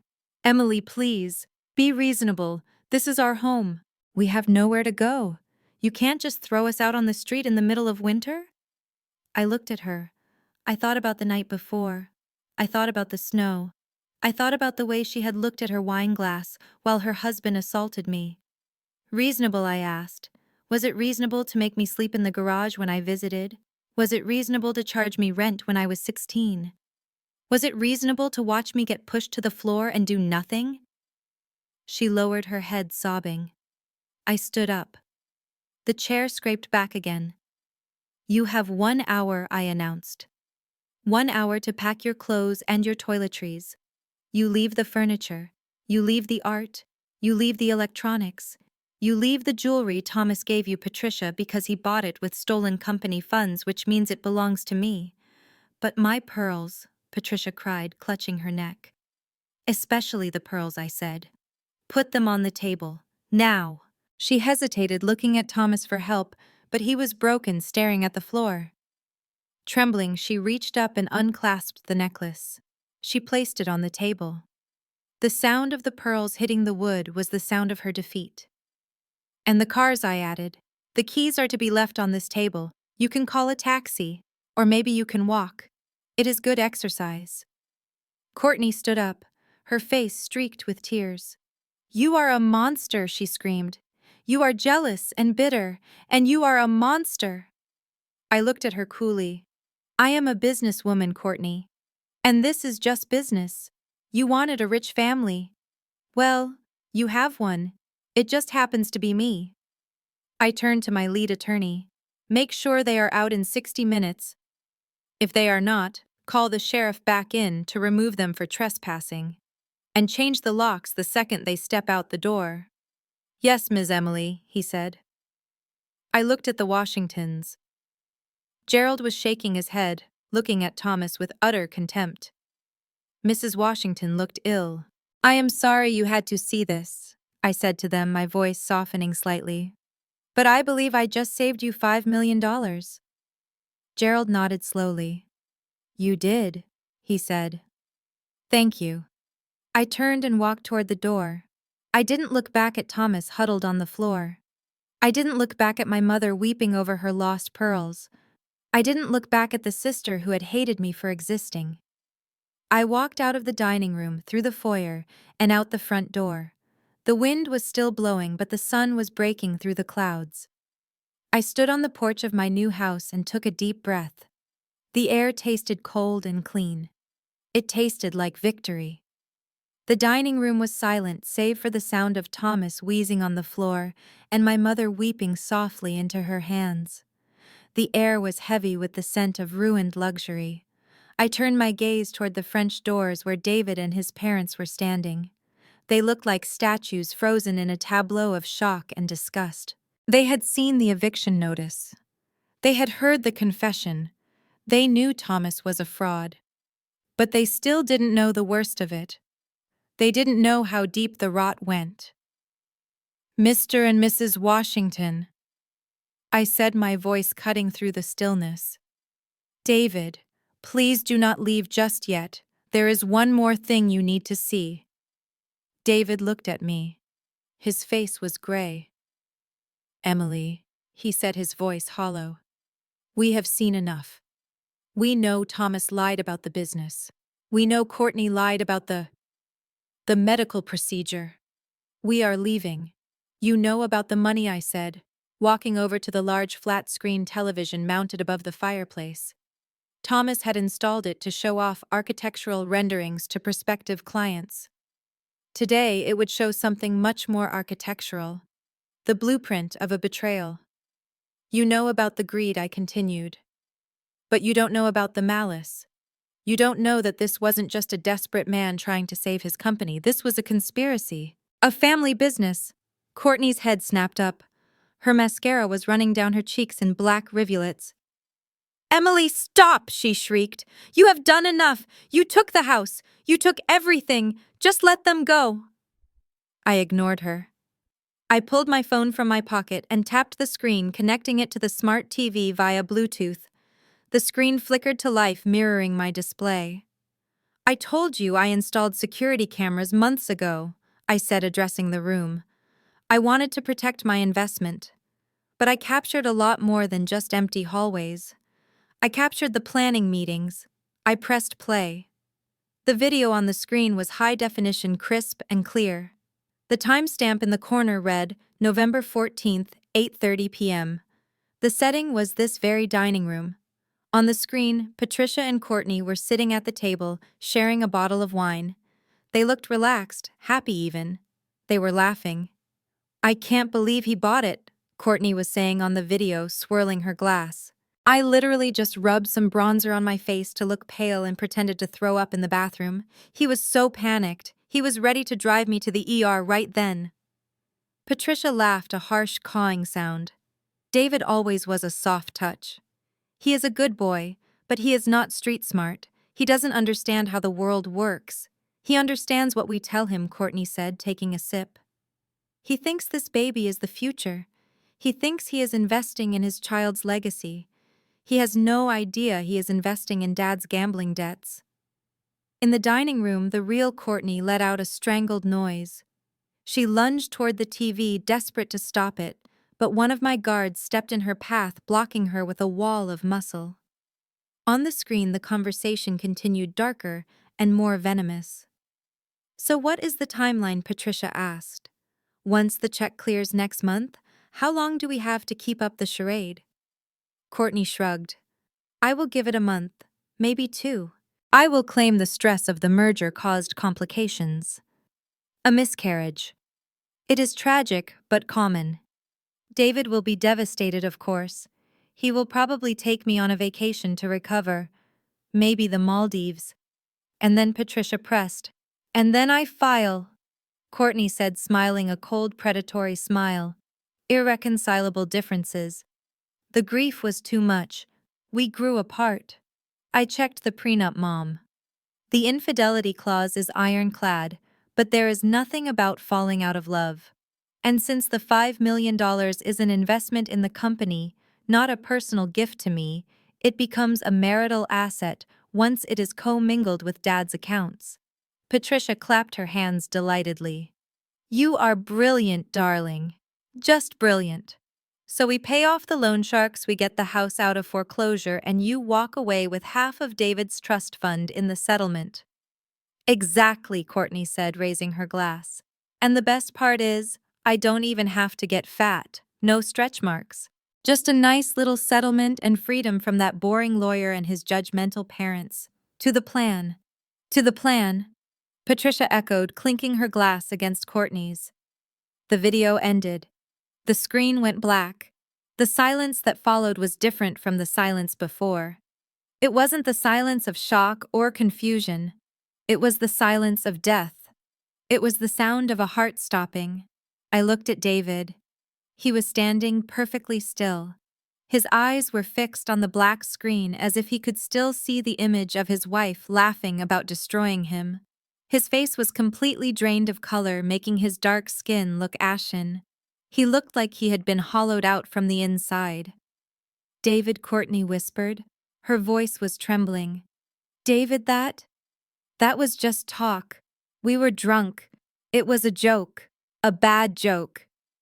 You know I have a dark sense of humor." David turned his head slowly. He looked at her, and in his eyes I saw something terrifying. I saw the love dying. I saw it wither and turn to dust, leaving behind only a cold, vast emptiness.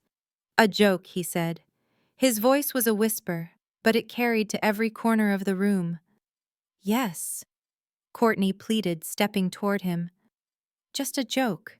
I love you, David. I would never do that. You know me."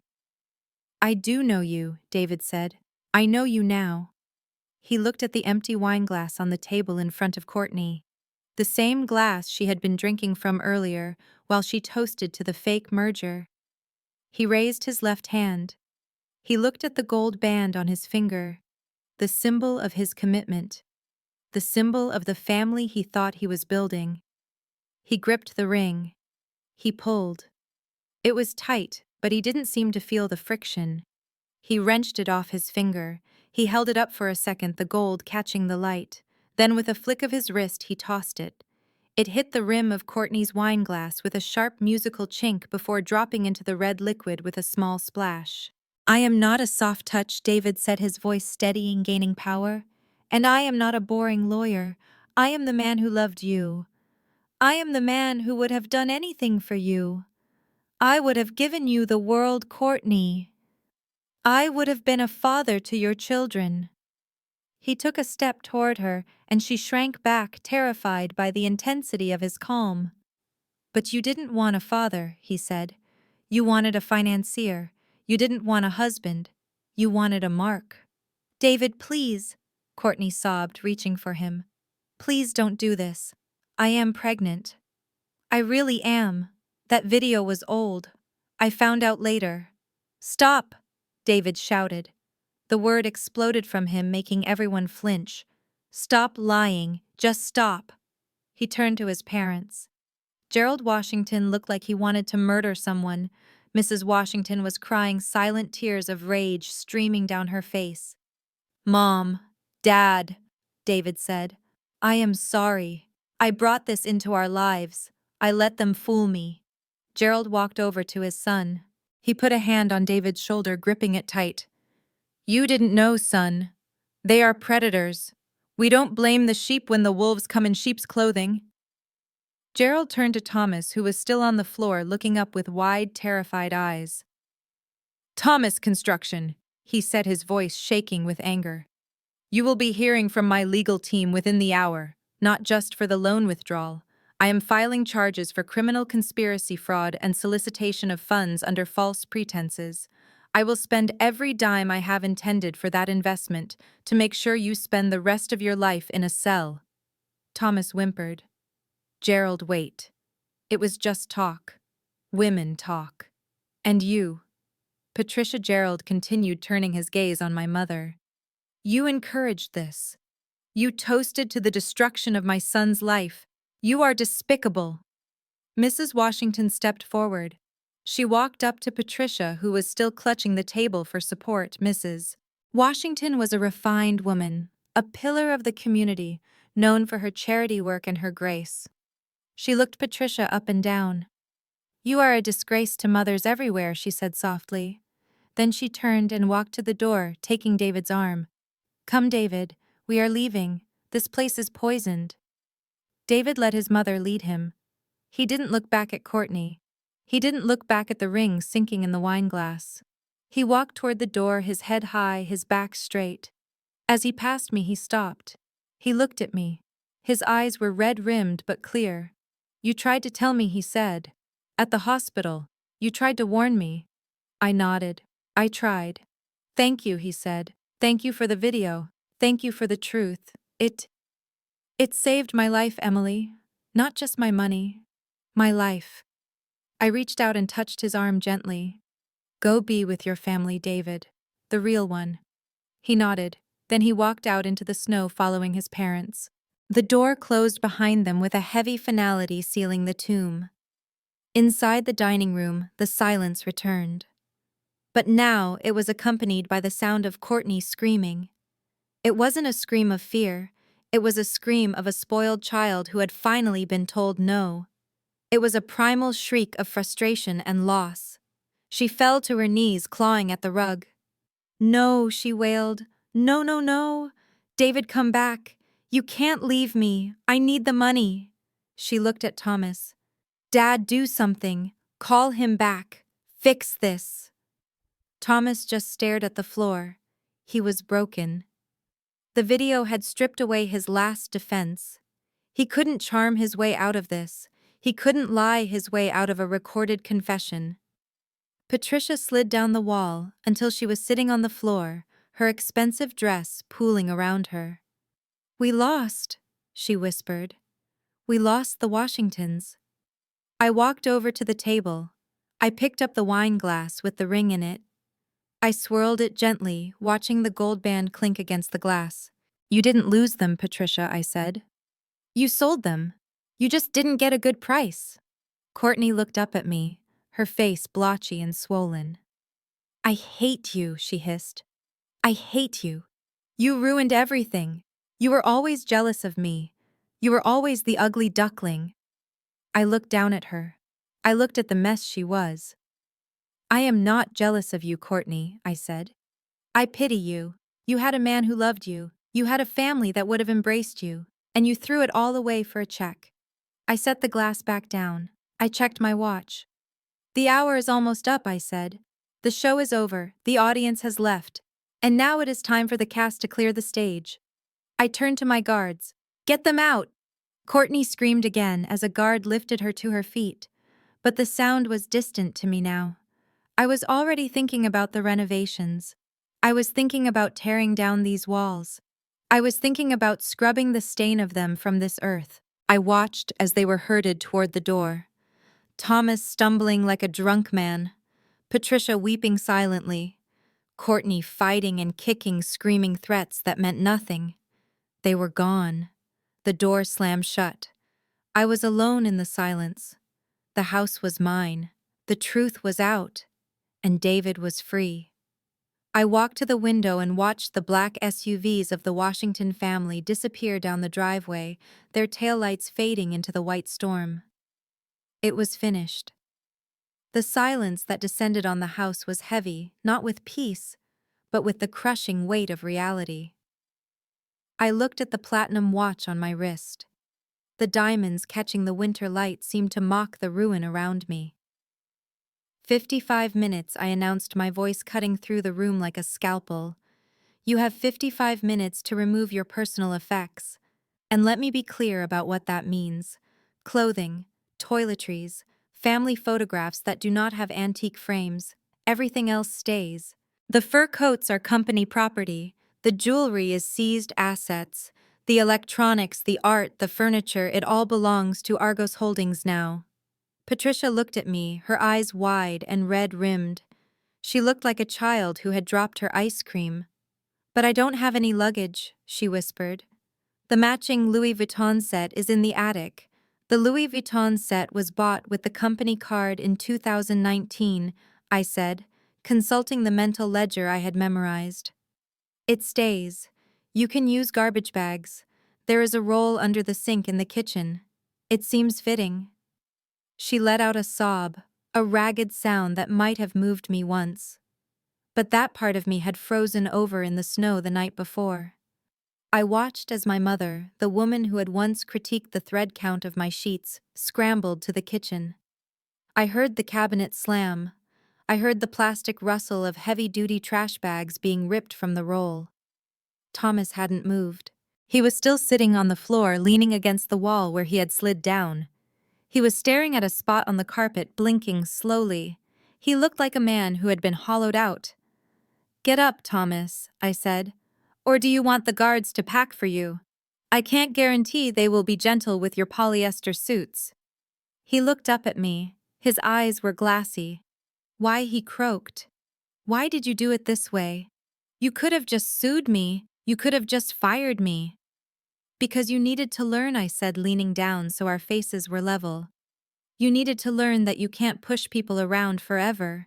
You needed to learn that the seat at the head of the table isn't a birthright. It is earned. And you lost it."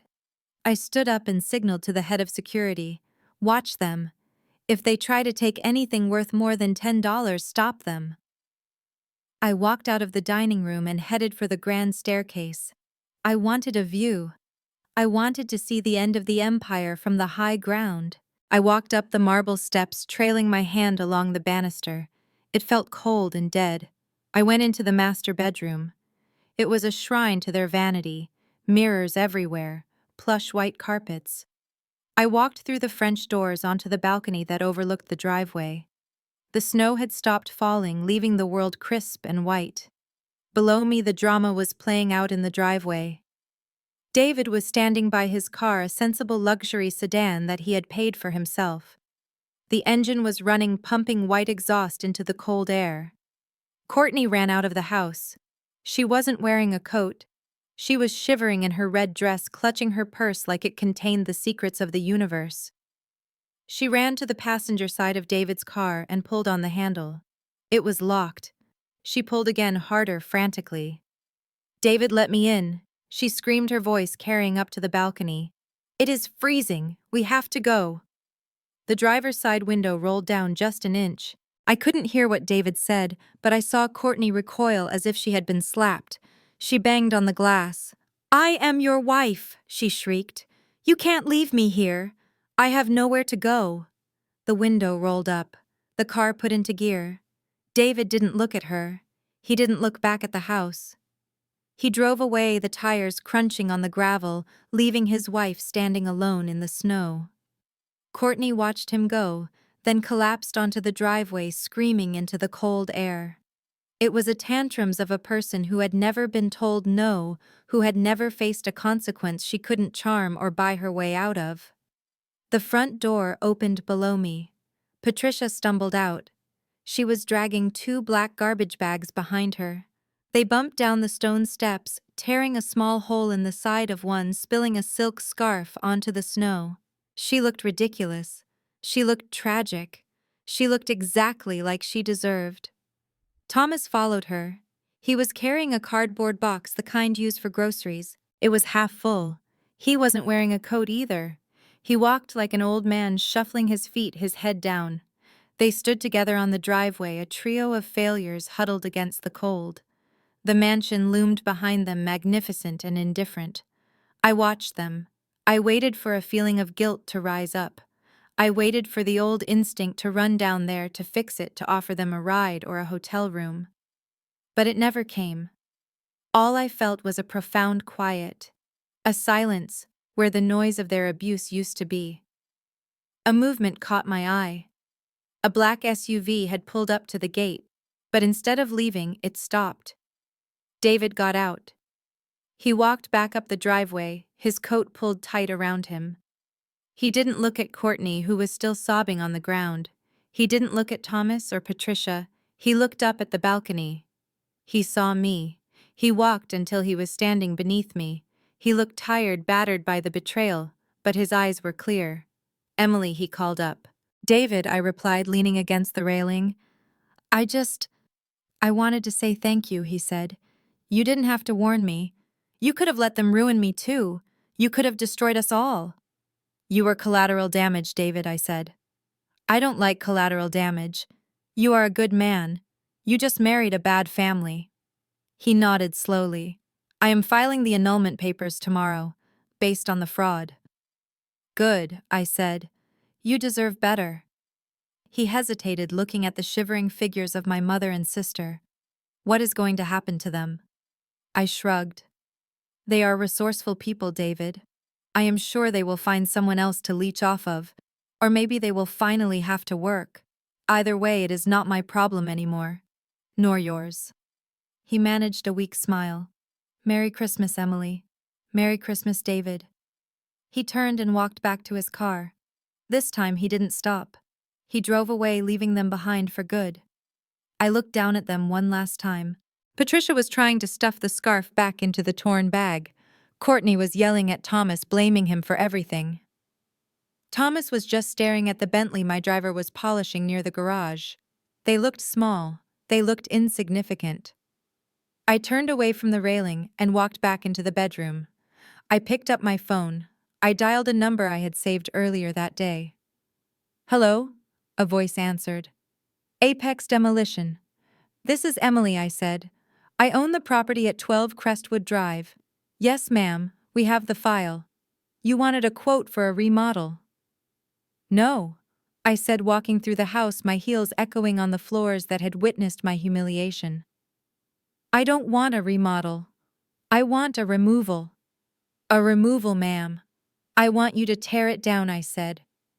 "Every brick, every beam, every floorboard. I want the foundation dug up. I want the earth salted." There was a pause on the line. "Ma'am, that is a historic estate. The value is in the structure." "The value is in the land," I corrected him. "The structure is poisoned. It smells like rot. It smells like lies. I don't want to see it. I don't want to smell it. I want it gone." "Understood," the contractor said. "When do you want us to start?" "Tomorrow morning," I said. 8:00 a.m. I want it flat by New Year's. I am going to build a center for at-risk youth on the lot. Something that actually puts good into the world. I hung up the phone. I walked down the stairs and out the front door. My security team fell in step behind me. I walked past my mother, my stepfather, and my sister. I didn't look at them. I didn't speak to them. I walked straight to my Bentley where Arthur was holding the door open. I slid into the warm leather seat. "Home, ma'am?" Arthur asked, meeting my eyes in the mirror. "Yes, Arthur," I said, watching the mansion disappear in the rearview mirror as we drove away. Home. And for the first time in my life, I knew exactly where that was. Here is a reflection on the lessons learned from Emily's story. The most profound lesson from Emily's journey is that your true value is never determined by those who refuse to see it. For years, Emily's family mistook her silence for submission and her modesty for failure. They believed that because she didn't flaunt wealth, she possessed no power. This story serves as a stark reminder that the loudest people in the room are often the emptiest, while true strength moves in silence. We often cling to toxic relationships because of a misplaced sense of obligation, to blood-based, enduring disrespect, while hoping that one day we will finally be enough for them. But as Emily proved, you cannot heal in the same environment that broke you. Sometimes the most loving thing you can do for yourself is to walk away and build a table where you are not just a guest, but the owner. Furthermore, this narrative teaches us about the strategic power of patience. Emily didn't react with a temper tantrum when she was pushed. She reacted with a plan. She showed us that the best revenge isn't petty arguments or screaming matches, it is absolute, undeniable success. By the time her family realized she was the wolf and not the sheep, it was already too late. They lost everything, not because Emily was cruel, but because they were blinded by their own arrogance and greed. Ultimately, we learn that dignity isn't given, it is forged. You have the right to evict anyone from your life who treats you like a trespasser in your own home. If you have ever had to cut off toxic family members to protect your peace and build your own success, share your story in the comments below. And don't forget to like and subscribe for more satisfying tales of justice served.